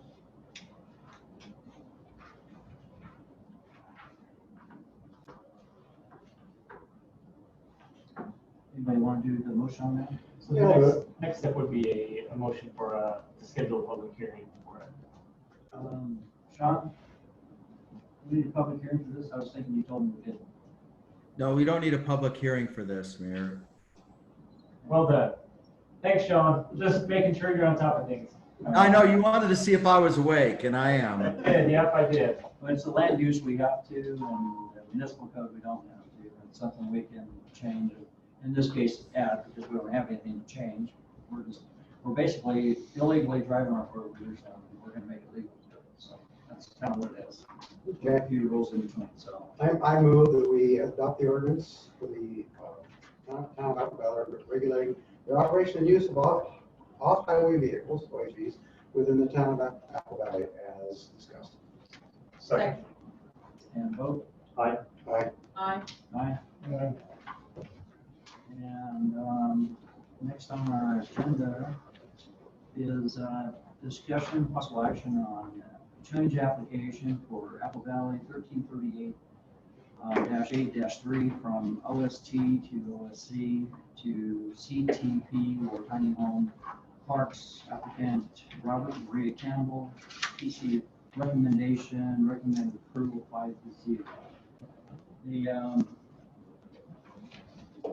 My comments on this right off the bat is that when I looked this up, when I did the research on it, we have this property that's located according to our map. I don't know if you can bring that up, Ben, for the Apple Valley town map.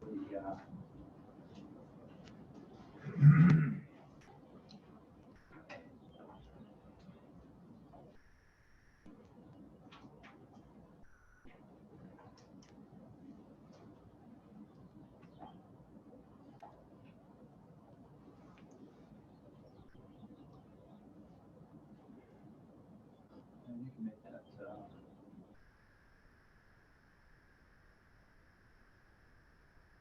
So this has some transparency overlay on it, but what that color tells us, I don't know if you can make that darker.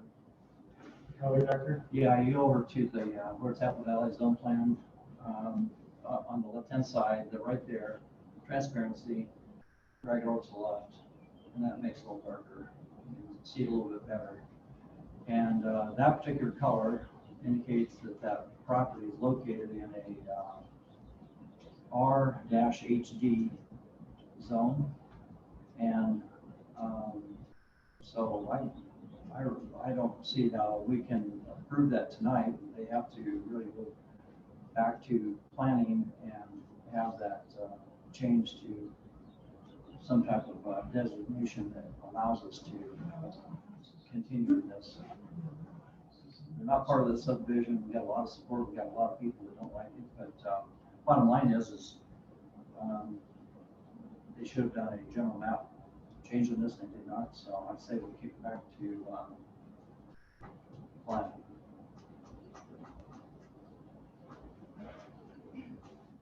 Yeah, Robert? Is a general map, it is a plan map, is it required? Is it required to do a change? Yeah, anytime we're doing a, let me, I don't know, let it go on this one, but you have to look at the town as a whole. The whole reason we have a general map is to decide where some of these things should go, where they shouldn't go. And whenever someone wants to put a place and we have to change the zone, and that zone is not in harmony with that general map, we have to look at that and say, well, that means that we have to have them have a public hearing and look at whether or not that's appropriate for that general map plan, and is the planning commission okay to change it to that? Does it feel like it's close enough, that kind of thing? And sometimes it's close enough. Let me give you an example. Is if you can see where some of that blue is right there on the map. So if your property was right next to that blue, right smack, in that wedge right there or something, it's reasonable that maybe that blue could extend into part of that other, because the neighboring property is blue, then it could be that that's okay. And it's, but to some degree, that's the reason we have general maps anyway in planning, because we're trying to decide where some of this stuff should go in relation to, where high density should be, where it should be low density, where do we want to put, commercial properties. And that's why we have all these colors on this map, is to help us determine that. And I don't think planning looked at this. So with that being said, is it required to have a general plan change, or did the planning commission send it for approval with a 5-0 to council? Well, they sent it to us for approval, and I think it has to have, I don't think they looked at it, they didn't mention it, and I think it was an error on their part to not ask for it.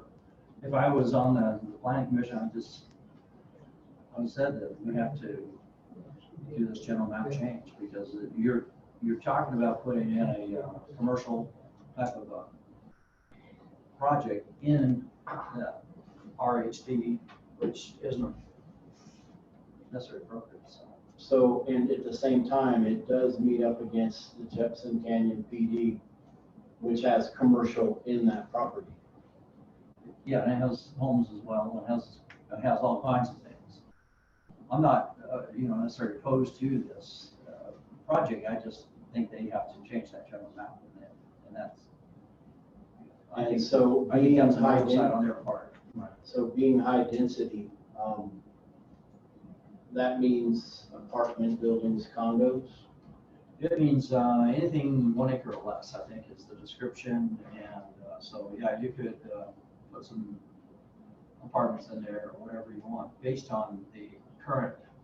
Now, you'd have to do a lot of things to do that, you Right. still have to get the zoning to do it, you still have to jump through those hoops.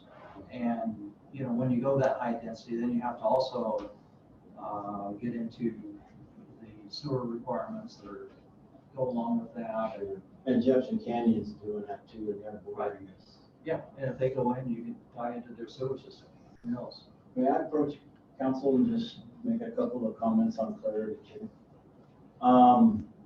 And what I wanted to basically do is mention last week was the public hearing, and we went through that. It was about an hour and a half. What was proposed was to take what we currently have and utilize that as change it with the zone change, existing buildings through a zone change to cabins. This comes 3 years after we put in for a bed and breakfast license, which we held in our hand. And we were told, well, there is complexities to the ordinance. So, doing things the right way. We say, okay, well, let's look at that can got kicked down the road. So we look at it and say, well, we'll put in for a vacation room. That can got kicked down the road. Now, we had that license in our hand. We actually had it. We got our money back because there was a complexity with it. After we had the license, it was reviewed more for fire, and we have to install a fire hydrant. So, can got kicked a little further down the road. We're here last week to put in a zone change for cabins, which meant we want to use what we have on our property existing. Now, as an individual, I can tell you there's a lot of, I'm not even doing a project, I'm doing a zone change. That's what the application was for. There's a lot of projects in Apple Valley of folks that don't live here. We live here. We have plans to manage on site and be there.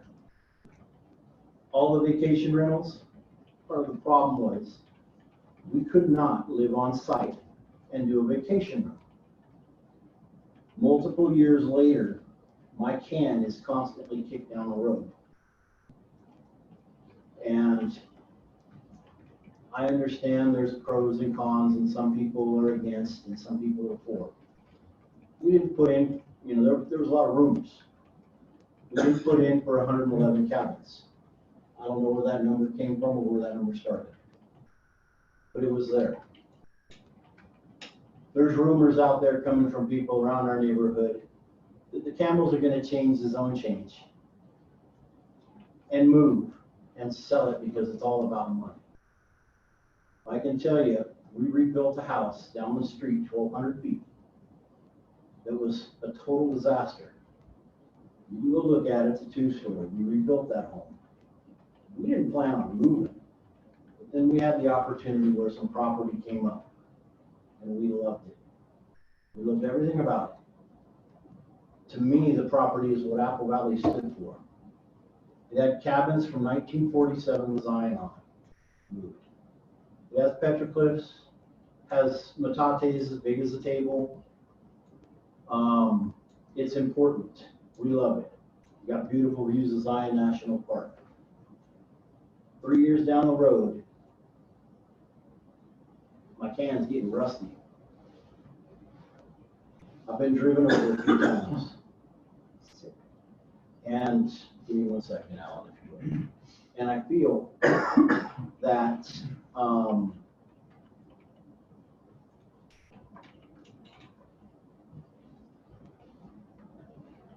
the rumors have created a lot. I feel that other projects that may not be managed the way they should be have created adverse situations towards us as landowners with property rights too. Because you know what, if I want to put something on my property, I want to do it. If you want to build a fence between you and your neighbor's house so you don't see it, you can do it, right? Well, I'm asking for a zone change. It's on an application and approved it came. For 7 years, I was a scoutmaster. Cars coming up and down the roads, both of them. Some of them impassable at times. Couldn't make it come down that hard street. Every Tuesday or every other Tuesday. 7 years, 7+ years. I wasn't complaining about people driving up and down that road from us. Up to 30 scouts a night, sometimes 10 drop off, sometimes 10 parents, sometimes 2 or 3 parents. Again, 7 years every other week, every other Tuesday.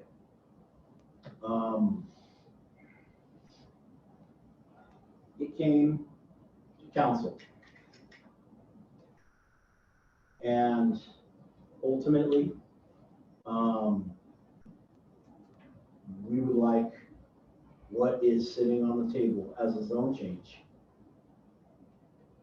looked at. And as a planning commission, 5-0 has put it forward. You take away the rumors, you take away the what ifs. Well, what if I die tomorrow? Well, yeah, I'm gonna die. You know, who here has lived in a house and sold it before? Has anybody said they've been in their house all their life, never moved, in the same house? No. You know what? So the what ifs are there. What if I go to Costco and there's no toilet paper because of COVID? Okay, it's all fear. And it's all about what people want in their own direction.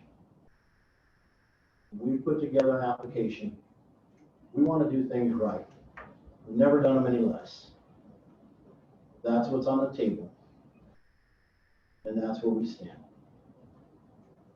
Is this open for discussion? The public hearing was last week. I don't think we need to. We just, Well, I think just want to that, ask a question, Richard.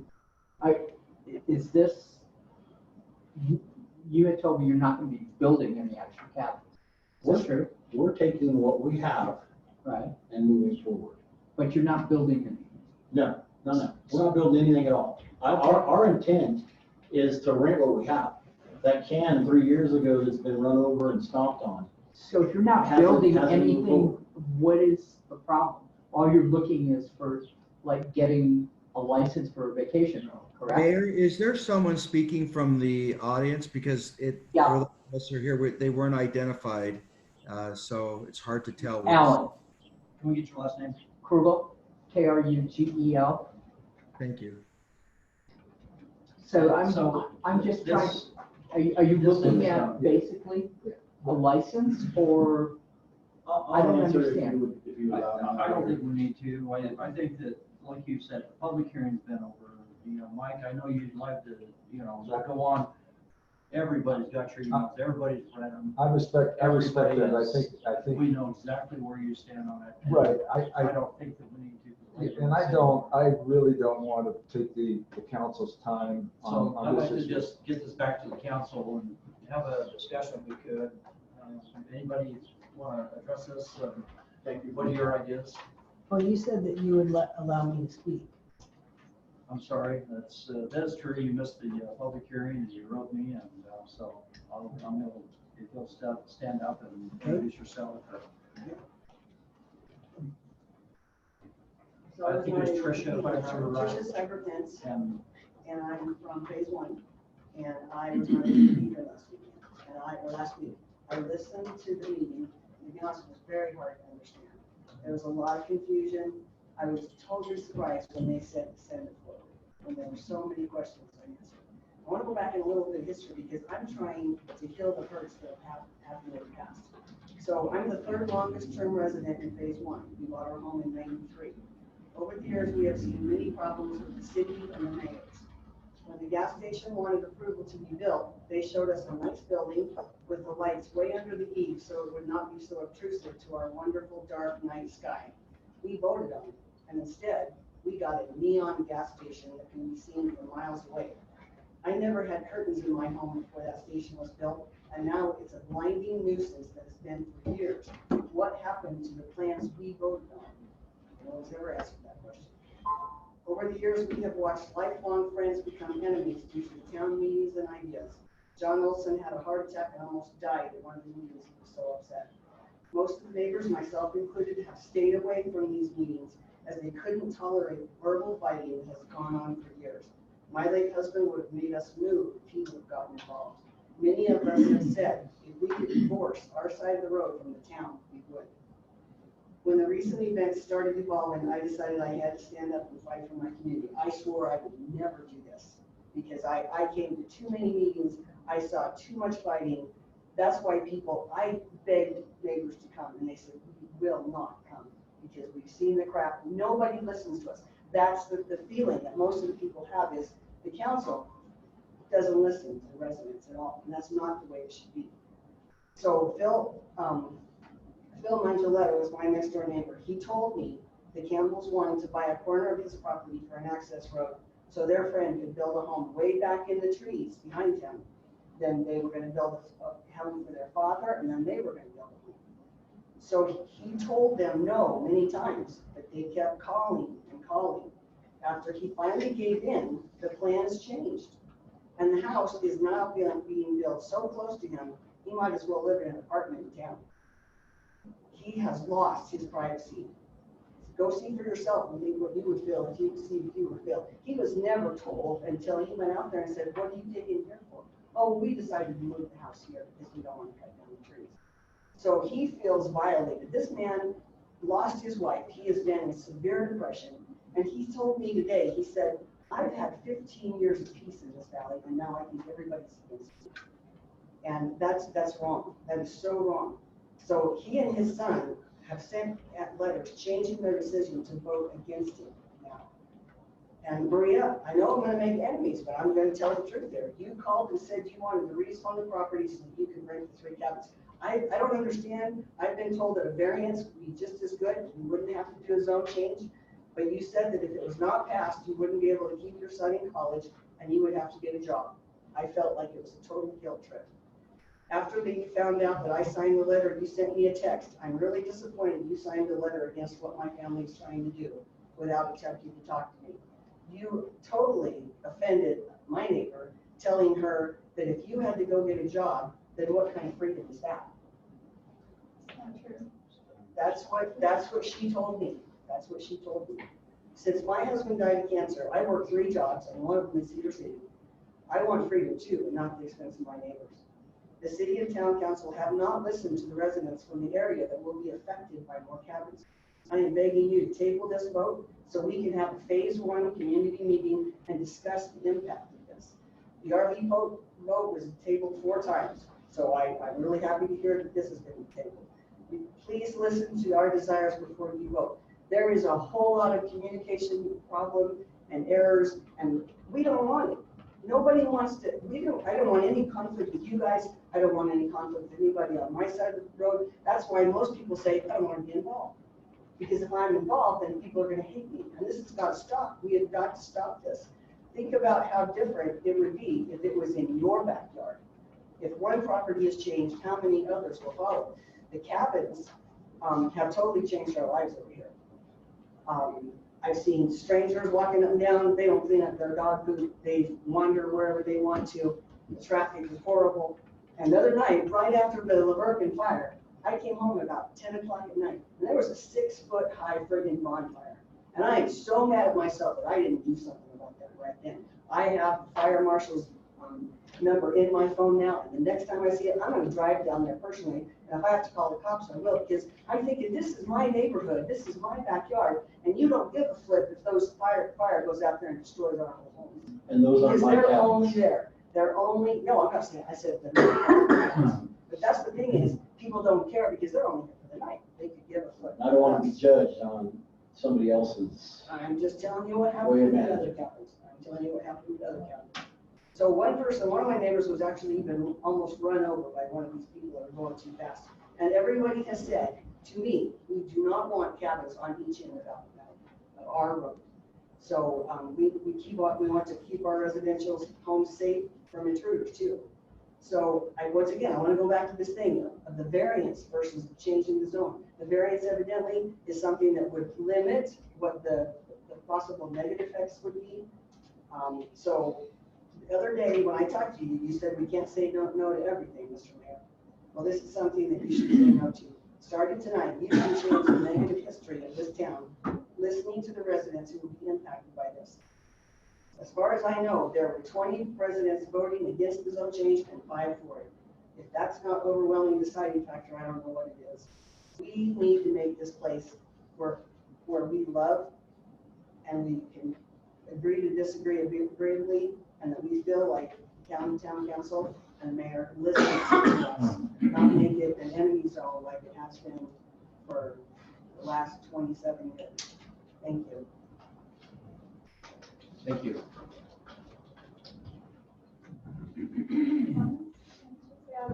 Sean? Yes. Can you speak to the variance request? Is that an option that the Campbells have, asking for variance on their property for? Yeah, Mayor, I don't believe under state law that it would meet the requirements of a variance. For one of the requirements for variance is that they are denied the right that other people in that same zone by them have. There are several requirements that are needed for a variance, but most importantly, that one, it wouldn't meet the requirements, the legal requirements for a variance under state law. My understanding is even when you do variance, that variance can be approved by the planning commission, but not the town council. It has to go to the appeal authority. Is that right? Even Yes, that's correct. So it still is the responsibility of someone that lives up in Springdale, who is our appeal authority. And they're the ones that the town council has zero power to do that. So I just want to take that off the table, that this is an option they have. It's not an option that they have first off. Anyway, Mike or Paul or Debbie, Denny, you guys want to speak to this? Let's get the public out of this. Sure. Here's the deal too.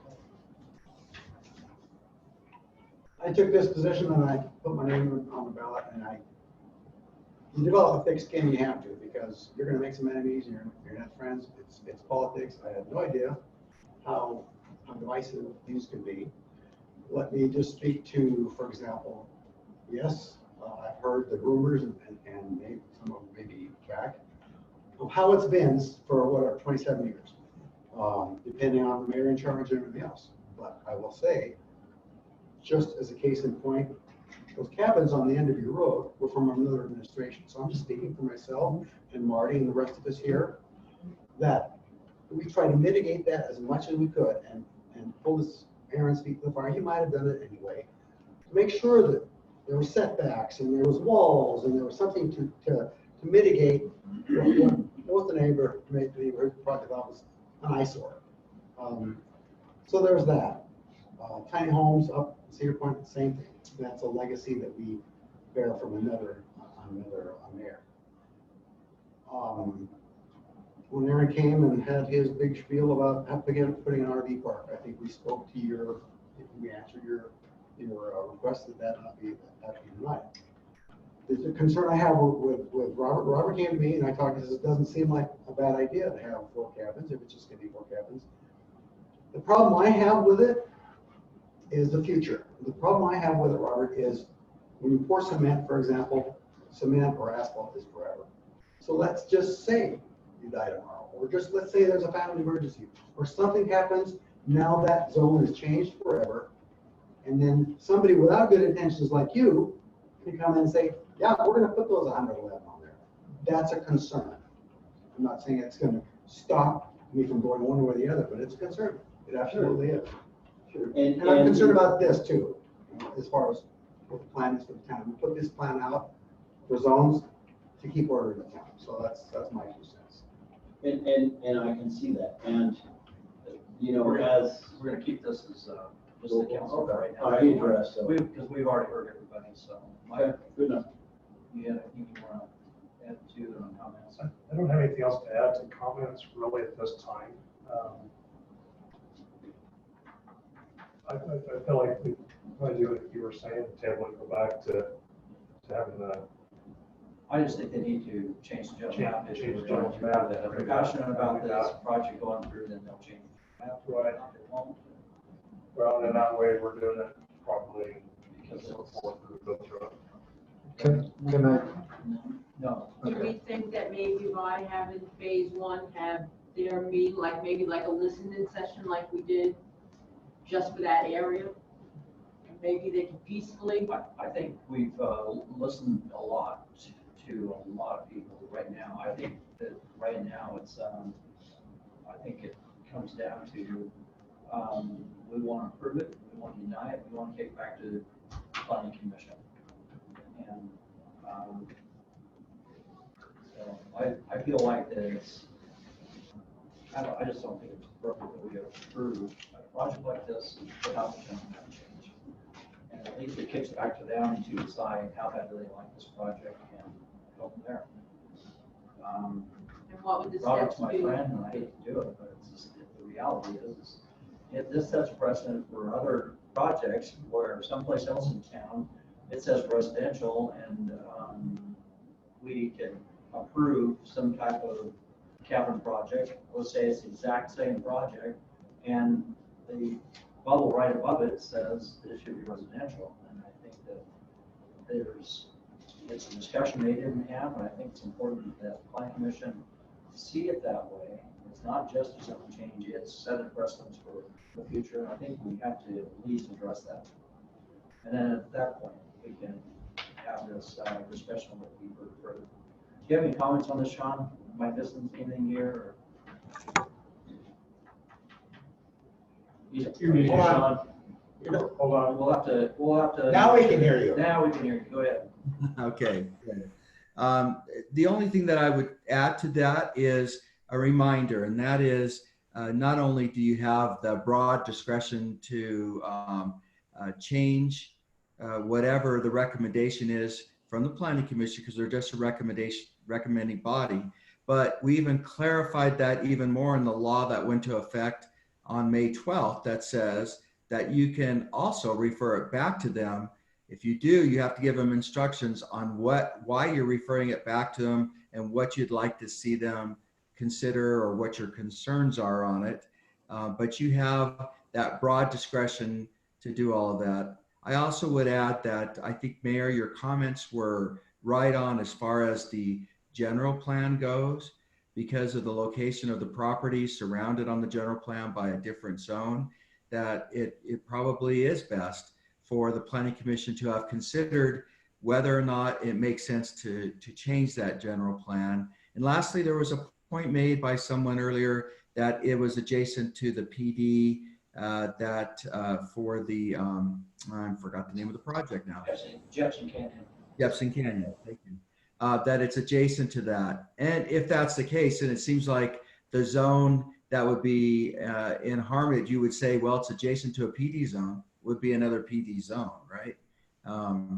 Because that's the zone that was adjacent. So there are several things that you probably would want them to consider. There are some options for the property owners to consider, but you all, just a reminder, have broad discretion to send it back with instructions to the Planning Commission.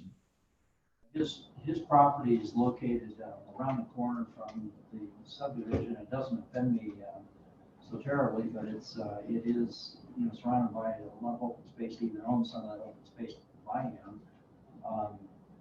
I don't have a lot of faith that well, let me just go on to say that it's with the project that's possibly going to go in, that you're going to be looking at, there's commercial aspects and golf courses, and there's some homes and different things like that, different rooftops that have been approved for some of that. I can't say that even 110 cabins that would destroy any of it, but there's no oversight for the roads and turn lanes and paving that road and just so many other components to this.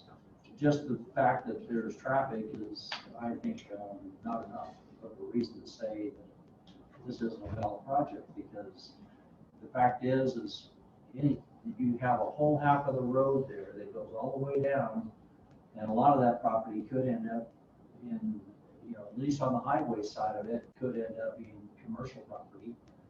Some of that that's on the road that's right across the street from the neighbors will probably keep that all residential. And that's part of the job of planning to come up with what that number looks like. But eventually there's going to be more traffic on that road anyway. It's not like we can say, oh, well, let's don't do it because there's going to be traffic. That's, we can't, these people that own that property, they have property rights too. And we always have to remember that you can't just say no because everybody votes no on it. It's not a vote when it comes to land use on that. These people have rights too. These people have the ability to do something with their property, and the only option you have is to buy the property, then you get to decide what that property is going to look like. There's a lot of road there that has nothing on it, and a lot of that road can be additional home sites, and it can also be highway side. It would probably require like a frontage road and things like that, where the traffic wasn't on Apple Valley Way, but or Apple Valley Drive. But it's you got to remember that some of these people, they also have rights to do something to that land, and someday it will happen right there. It's not going to be a matter of probably never happen. Maybe it's 10 years or 20 years, we don't see it, but it's likely going to happen. And that's where the planning comes in to decide how much of that's commercial, how much of it's residential, things like that. And if that road was, Jefferson Canyon was there and the exit was there, maybe this would look a lot different because it's paved and it's, has turn lanes and it's safe entry and exit, and I can just see that. First off, the thing that bothers me is just that this is not our general map. What use is it to have if we're not using it every once in a while? And there's times that we don't change it because of the project, but I just, when it says should be residential high density, I think it's time that I just think it's something that the Planning Commission didn't look at. I think they need to. And at that point, that's where I would recommend. So I think it's enough soapbox stuff. It's time to decide if someone want to make some kind of motion, which way you guys are leaning. But by sending it back to the Planning Commission to have them look at the general map, you're not like saying this project is dead in the water. You just want it to be done properly and have the Planning Commission look at it carefully. Right. And then the planning's got to look at that general map. They've got to decide, on a general map standpoint, does it make sense to still have it there? And if they do, then they can still vote to approve. They can still vote to approve the zone change if that's still how they feel about it. But at least it's all done the right way. It means we'll have to have another public hearing. It means that, anyway, I just think that's the right way to do it because I'm not comfortable saying yes because of the general map personally, but you've got three of you here. If you guys want to vote for this, then you can override qualify, but it's, so I just think someone needs to make a motion on this. And I'm not sure how Denny feels. You want to speak up, Denny, on how you No, feel I about it? want to make a statement after this is over though. I think we should go back to the planning and see how it fits in our general plan and down the road, and then let them take another look at it and decide what we want to do. As far as rezoning, I don't know how it's gonna help one way or another, but I would like to make a statement if I can make it now. Yes. I received a note from Mr. Bills today, which I don't know him and he definitely doesn't know me.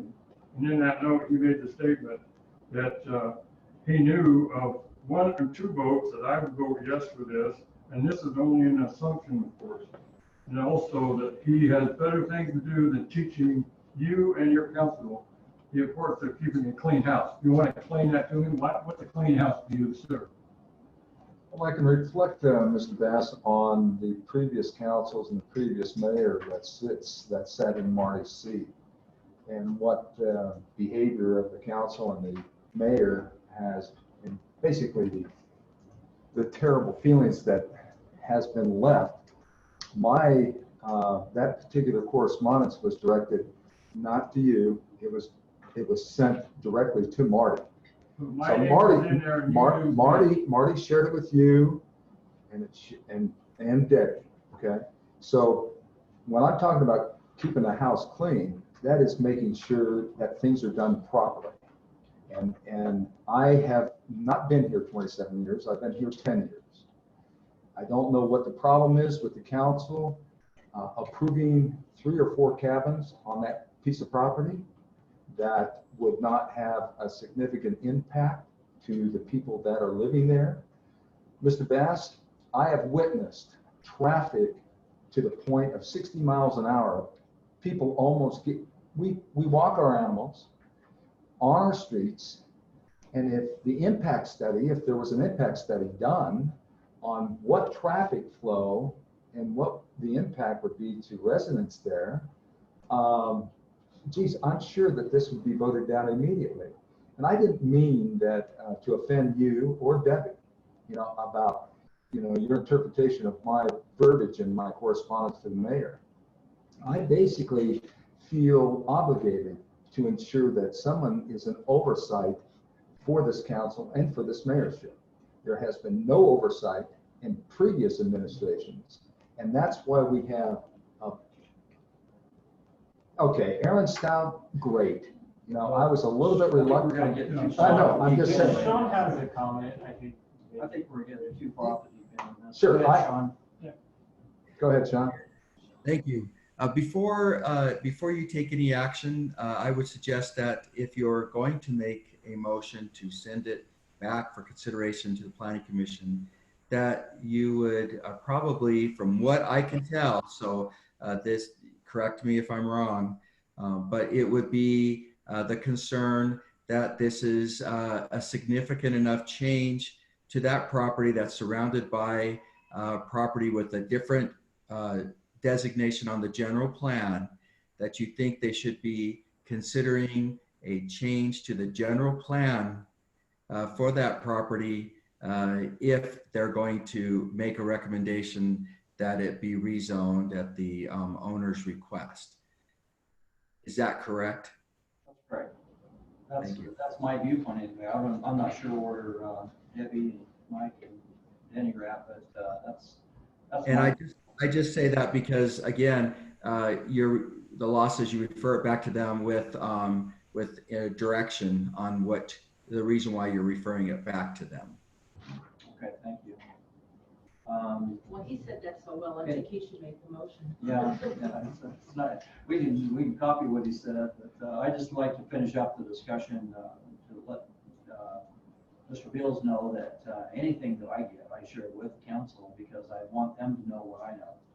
And so every time anybody tells me anything, I'm forwarding to the council so they're in on these conversations. Even though some people might think these are private conversations, I send them emails all the time, just so they know what people are saying. And And this was no different. This was just my normal way of communicating with everybody. I don't want to, come to me transparent. and just starting the conversation. We'd like them to be up on everything, defends that, so they know it. So every piece of paper that's come in from the planning commission has been shared. We know everything that's happened up until then. Most of us that looked or were attending the meeting as well and saw the moment that they did their vote and everything. But and I didn't do any homework ahead of this planning commission meeting, and that's when I was doing my homework. Last night, I was doing my homework to decide, which way do we want to go on this, and that's when I discovered that the general map was just not even in sync with what was being approved. And I think that at a minimum has to be fixed. And so, if anybody wants to take a stab at that motion that Sean was, are you guys okay with that? Is question, is that a motion for, or is that just a public hearing for the general map change? But it's for them to look at the general map and make that determination. Does it meet the guidelines of the general map? And it's up to, I don't see that they've done that, and I think that they need to make a change to the general map in order for us to approve this. And I think that's, I think it's appropriate that they look at that again. And when they look at that in the, are they going to feel the same way? I have no idea. But I think it's because the general map says that it should be residential, we've got to look at that. So I think that's the right thing to do, even though it's Robert's my friend. I hate to do this, but I think it's the thing to do. But he's always trying to go through the right process, so this I know is that. another step in the process. But here, this is the thing I've also told Robert, I'll share this with everybody, is that I went through the vacation ordinance. There's nothing that keeps him from renting those cabins out under the vacation ordinance. The only thing that could possibly be happening is where someone has tried to circumvent our ordinance by taking out a license that is not being used. But I also pointed out that there's also a way around that, because if they haven't been using it, then we can also take it away. And we can pass that on to Robert based on the number of homes, and I'm not sure what the numbers look like. I haven't done any research on it, but if someone has a vacation rental and they are not utilizing that, it's a piece of cake for us to take that away from them. So, Marty, and if I could just say that out of the 15 or 20 people that were opposed to it, I believe that every single one of those individual residents on Apple Valley Drive would be in favor of Robert and Maria being able to have 3 or 4 cabins with no problem whatsoever. No zone change. Let's just move like forward. what Paul said, you don't know what tomorrow's going to bring. All right, it's nice to have your vote confidence there, but we don't need it for that particular thing. What we need to do is figure out what we're going to do on a motion. I make a motion, if we're ready for that. Yes.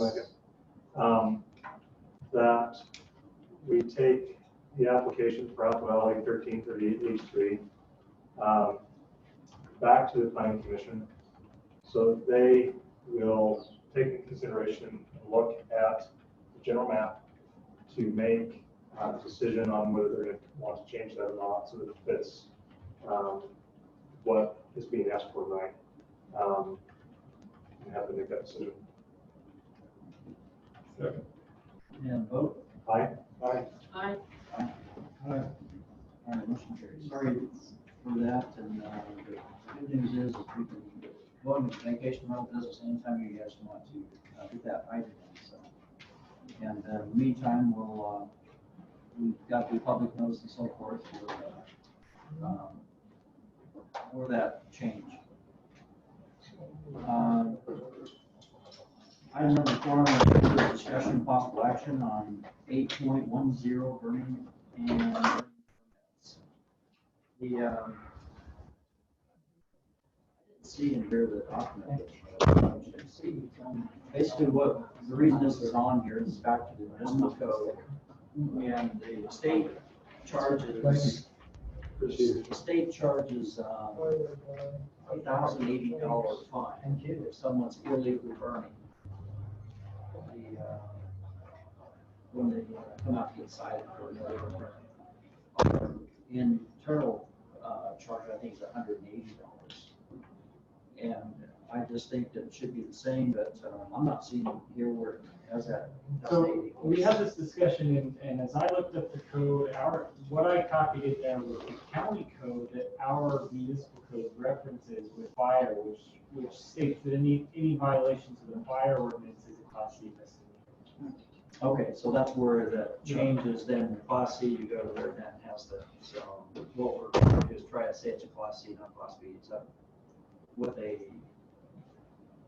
someplace it's just in hiring the sheriff, this stuff pops up and they're saying that, which do you want us to cite under? If we come out there, or you want us to cite the city code, which is $180 fine, or should we do the state code, which is $1,080? And I asked the fire chief about it. Do you want to give us your feedback? Well, I'm sick of going to them, so I like the higher rate. I'm with you there. Go to a different rate? Sure. Well, the state's at $1,080. Did you want to go higher than that? Is that what you're No. saying?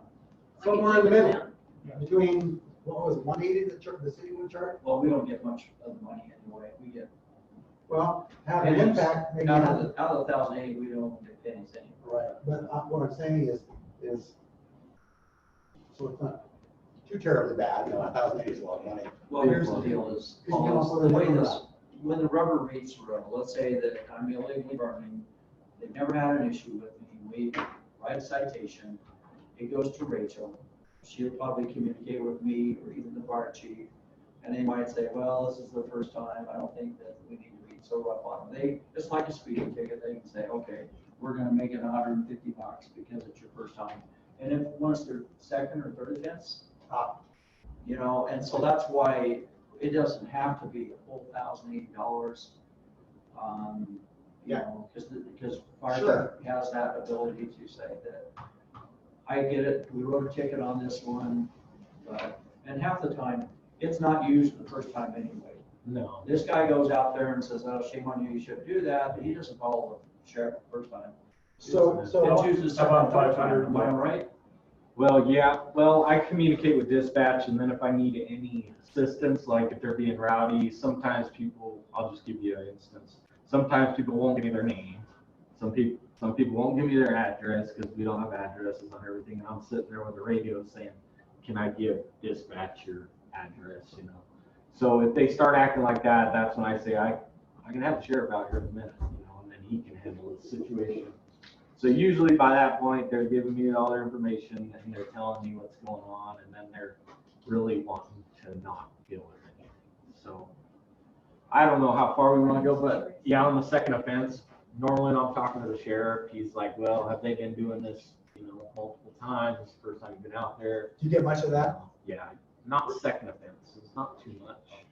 Only a few certain people, but not a lot of second offense. When we start writing tickets, I think we're going to learn quickly. I just think on the second, we got to write the ticket. It's out-of-staters, mainly people who come here and vacation, or people who come here with family, and then the family wants to get them excited, kind of, and have fun, and they start a fire and put off some fireworks occasionally. Junior, have you written any citations yet on that? No, I have not. We don't have a citation list, nothing like that. I don't think any have actually been written. I've been advised to call the sheriffs when I've talked to them in the past and have them handle the actual citation. You do keep a log on it though, right? Yeah, I have an incident log, so. So the state's fine is $1,000? $1,080 is the maximum fine. It can be less than that. And so if it's a second offense, and 500 second offense, he maximum fine. has the ability to go to our prosecutor and, say, look, we can have a little bit of a break. And then they pay court cost or, maybe $150 for, everybody having to show up in court or something. Well, medium, 250 or something like that on that. Well, it's back to making it for the guy that's the third and fourth offense. That's why I want to have it. Well, the first offense could be a warning, which Junior gives them anyway, right? Yeah. And then the second offense is a fine, and it could be a class C misdemeanor.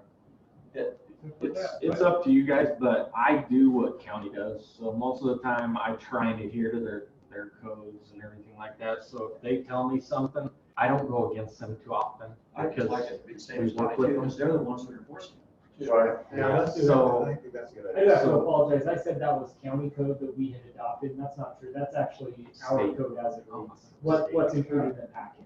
That's within our municipal code. Well, I think we should just conform it to whatever county does anyway.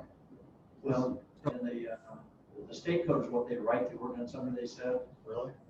And, so. Mayor? Yes, I think it. go ahead, Sean. Okay, so just to clarify, notwithstanding an ordinance that a town or a city may have, they still always have the option to cite under the state code. Obviously, chief is going to take a look at the offense and make a recommendation on what he thinks should occur, and he might go out and give a warning sometimes. Sometimes if someone is doing something more egregious or their attitude is more egregious, then he may decide at that time to say, I would like to have them cited and have the sheriff come out.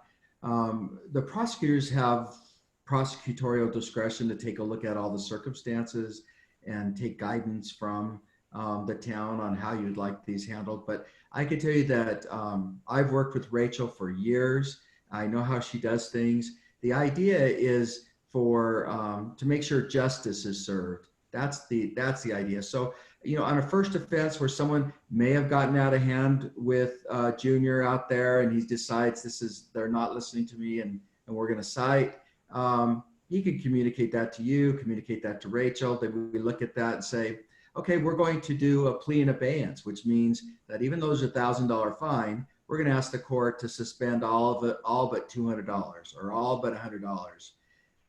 And you have 12 months or 6 months under this plea in abeyance to not have any other offenses. And if you do, then you'll be in violation. The court will reinstate the remainder of that fine, and you'll have new charges pending too. There's all types of ways that we can handle it for different circumstances. Sometimes it's a person that has limited resources, and $100 really means a lot to them, of course. It means a lot to all of us. So I think a lot of this discussion on how to handle what the fines would be is you put faith in your prosecutor, a very good prosecutor, I might add, to make sure that justice is served. And of course, Junior's going to have the ability to give some input on that too, and as are you, Mayor. So Sean, would it be your recommendation, Sean, then because we're talking about two different fines here. We're talking about 180 and 1,080 or something like that, right? So should we just adopt the higher one and then allow the discretion, as you were talking about? And that's what he's saying is, we don't even have to adopt any of them because it's already built into our code for 180, it's built in for 1,080. And then they can choose to prosecute under which code based on what Junior's feedback might be. If it's, hey, this is my 4th time out there, we're going to throw the book at them, kind of thing. And there's really no need to have the town ordinance on that because you have the state law that can always be used. That's what I was told. All right, let's not worry about it then. Cool. You're okay with that? We'll just table any action on that. You guys are identified. Yes, sir. And how about a motion to table discussion? Sorry, Mayor, could I just clarify here? So you were considering striking the town ordinance, right? And We were considering rating it to the same as the state, and it sounds like we don't need to. Don't need to do that. And we're just going to leave it out how it is, and then Rachel. Give the deputy the direction to do it under state law. Another consideration, by the way, on this was not, the reason why this came up was not because of the fine itself, by the way, for the council members.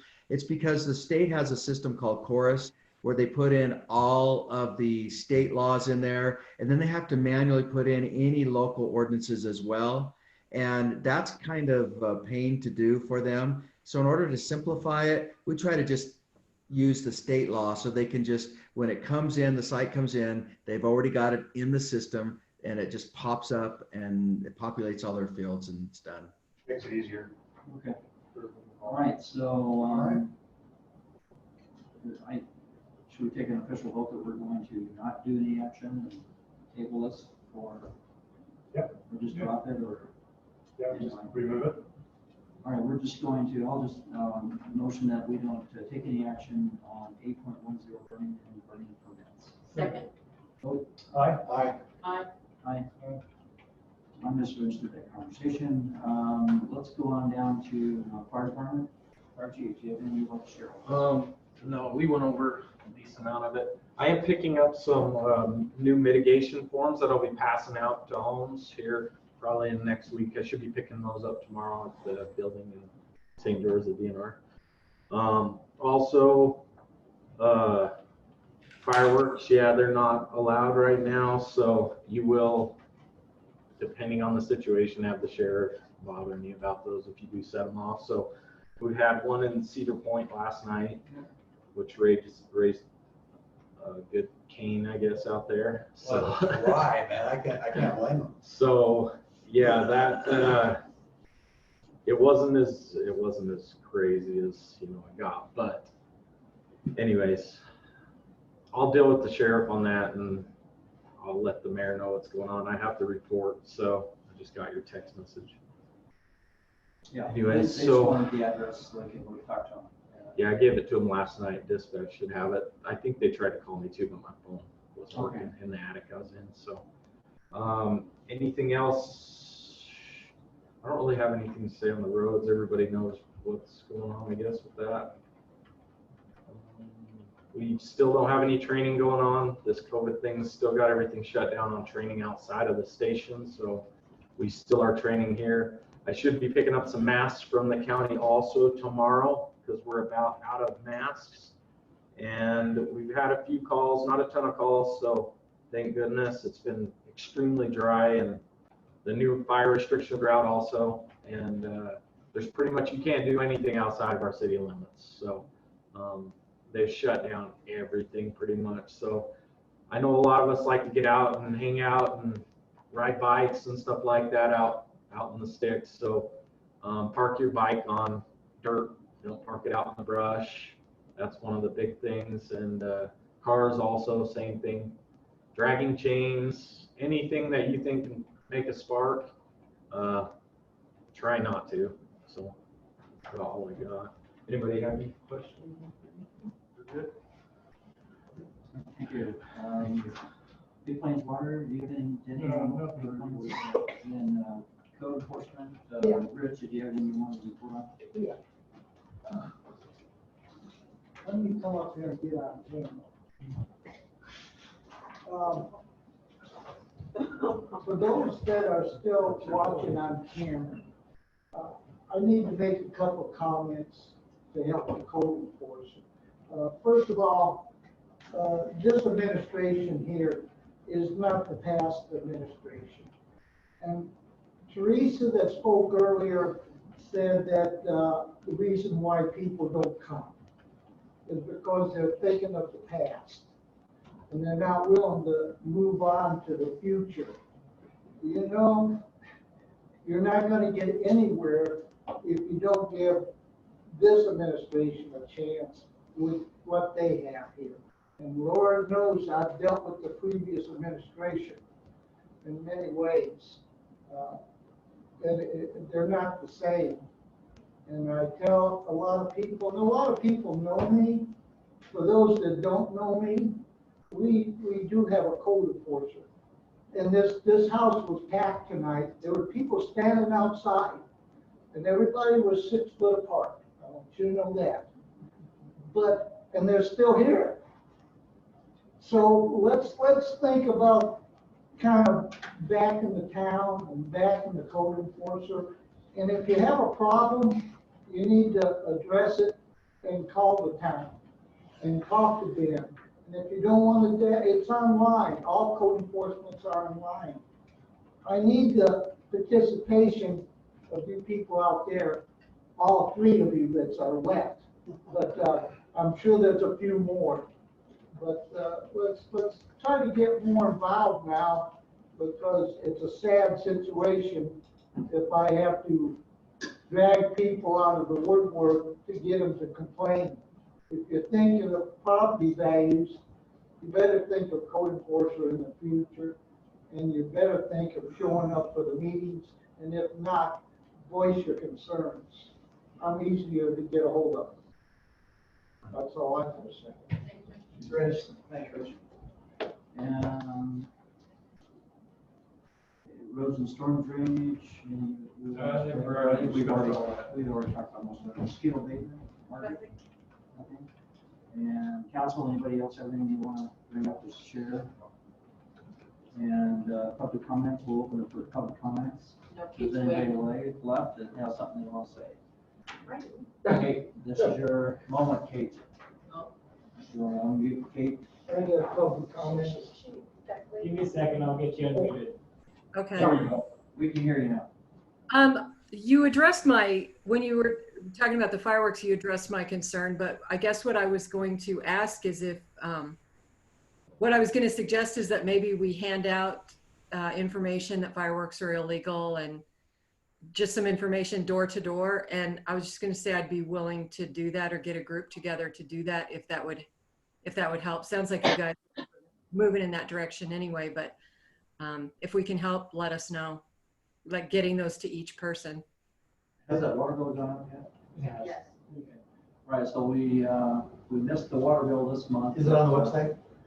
Yeah, we'll put something up on the website. Put a banner on the video. Yeah. that's All right, we'll update the website with something and we'll make sure it's in next mailboxes too. next bill going out. And let's, in fact, let's put something on the bulletin boards as well. We'll come up with a flyer for mailboxes and maybe even a couple banners or something. We'll see what we can come up with to help get the word out a little bit bigger. That's great. Thank you. Kate, your name for the record? Last name? Kate Van Hewley. Thank you. Rich. Yeah, Rich Osowski. I want to introduce these two people right here, the last two that stayed. They're future property owners, we hope. They're looking at some property in Gooseberry. We try to help them out. And they've stayed through the whole situation. So hopefully they're walking away with a good feeling and they'll buy some property. Looks like he's a future firefighter too. Sure. That's right. And their names? Suzanne and John Larson. Where are you from? We are from, we're from Arrow Bear Lake, California. Arrow Bear. Arrow Bear Lake. Arrow Bear Lake. Is that like in Southern California? Yeah. A big bear, kind of a big bear. It's right, it's very close to Big Bear. Oh, yeah. Up in San Bernardino Mountain. In Arrow Yes. Bear Lake. I've been spent some time on those roads through there. Oh, they're fine. Yeah, beautiful place. And I was gonna tell you too, when, I had the unfortunate mishap of being mayor for 3 weeks here when we're trying to bring this guy in. And I told people, I says, politics, especially small town politics, is a lot like watching sausage being made. It's really ugly, but hopefully the result is okay, palatable. So welcome. Thank you. Margaret. Margaret Osowski. I don't know what happened to the old ATV code, but there was something. But anyways, what I was gonna say is, like Paul said, that you need to let people know, and you do need to let people know. But also, when originally when that code was kind of brought up, or the ordinance or whatever, we happened to be out in New Harmony, and I saw this sign out there that there was a sign, for their town that said about what you can do and what you can't do on ATVs, and I had taken a picture of it and brought it to the old administration, but obviously it got, file 13. But, I can look through my pictures and see if I still have it. I don't know if they still have that sign out there, but it was a really informative sign. What did it basically say? I mean, is it? Oh, gosh, that was years ago, but it said that, that something about New Harmony had an ATV ordinance, and you can't do this, drive, 100 miles an hour, and kids have to have helmets or Also, something. it's It might be very light. informational then. And it might be very much the same as we got, who knows? No, it was a sign, actual sign outside, where It's you a big drive. sign then. It was a big sign, yes, a sign, well, a big sign that had all this stuff Put it in on the it. mailboxes at one bulletin board. Sure. Yeah. it's not Posted sign, not what the bad idea OHV at all. rules are. Maybe we, I'll look and see if add I that have the to, picture, 'cause I don't wanna go back out there. And just to add to that, it would help me because, I see a lot of people that are tourists coming through and they don't realize this is even a town. Oh, sure. And they get on the outskirts and they speed, and they run us through our roads and everything. And I've stopped a few and they said, well, really, we thought we were out here in the country. We should Oh, get no, there." well, they come down Mount Zion and it's like they're looking for the Northwest Passage. Yeah. To try to get to Gooseberry. But anyway, that's, Yeah, I send them your way. That's a good idea, Margaret. I like that. I'll see if I have that picture. If not, maybe I'll drive out to New Harmony if I can remember where it was. All right, I'll see about that, and then fireworks,